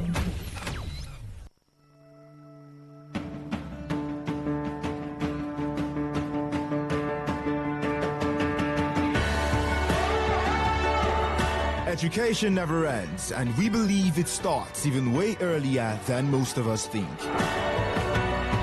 On Android Gorge Gorgie. Every Tuesday, 1 to 2 p.m., we unravel these various building blocks and its challenges that make you and I better versions of ourselves.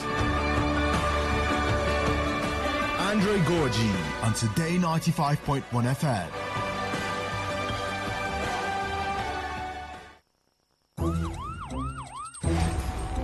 It all begins with breaking news.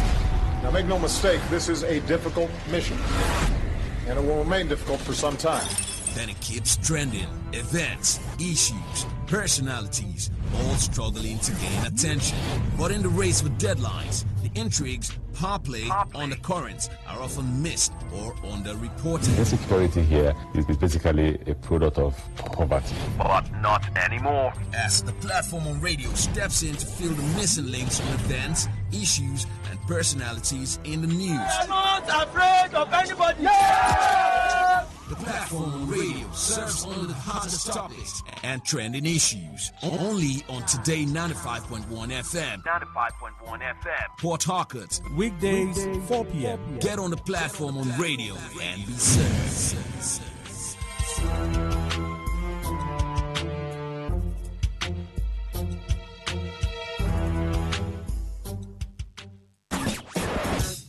Live your truth. Express your love.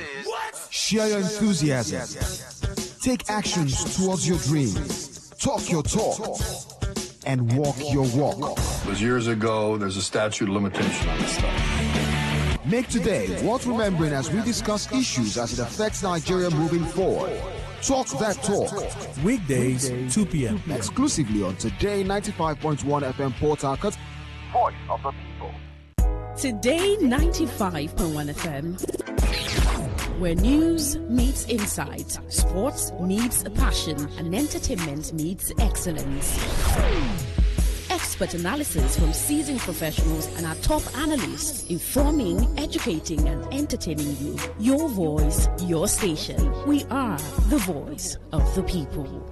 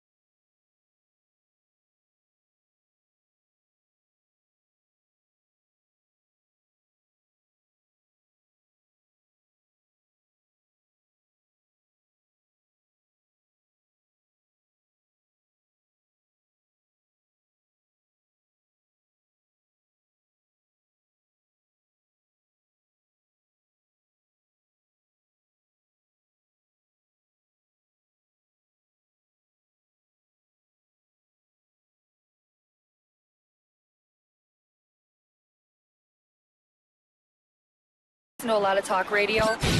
95.1 FM.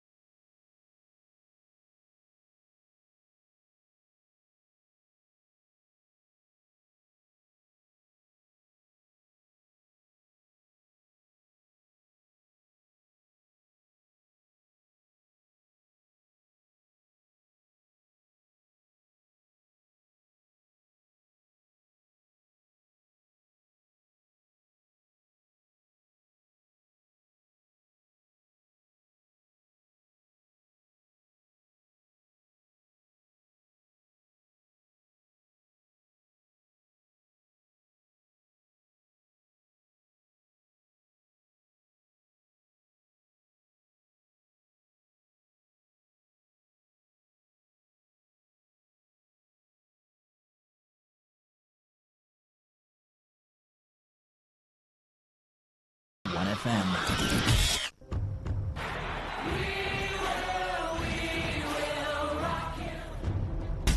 This is what we've waited for. The showdown. The two lights. Rising. Who will come out on top? Who'll take three lights more? Who's ready to be the star? The anticipation. Powerful, strong, compact. Tyson Gay right all the way. He's looking right. The heart stops.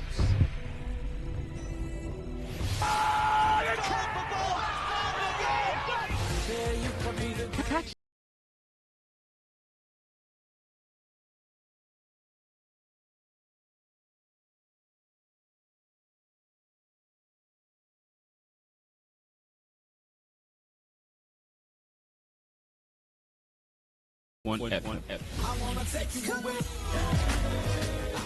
Port Harcourt, are you ready? Today, 95.1 FM, the voice of the people.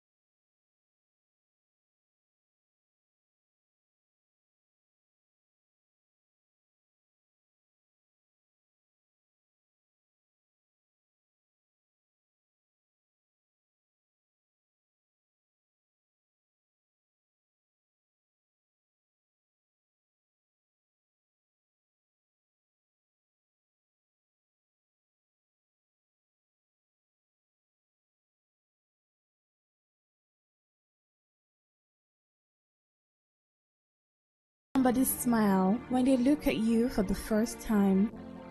Maybe home is being a home to something you love and adore with all your heart, and that is what life, friendship, and love are all about. Maybe home is listening to all of your favorite shows on Today 95.1 FM. We create memories. We inspire comfort. We are the voice of the people, and we are home away from home.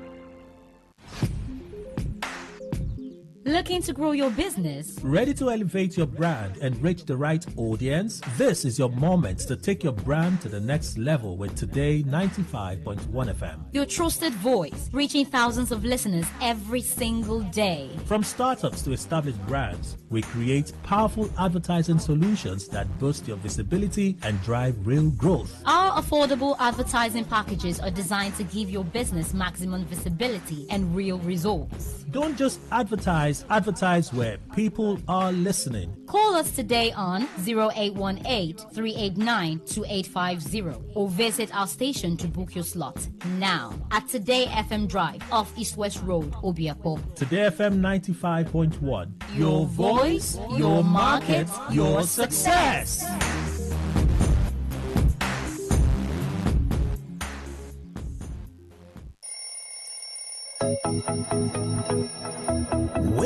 Wake up to today's quest, where breakfast on the radio is full course.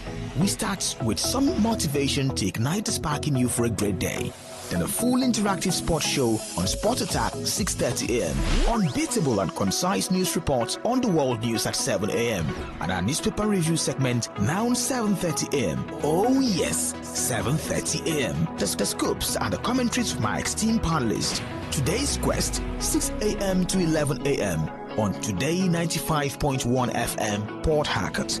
Miss it, you miss out.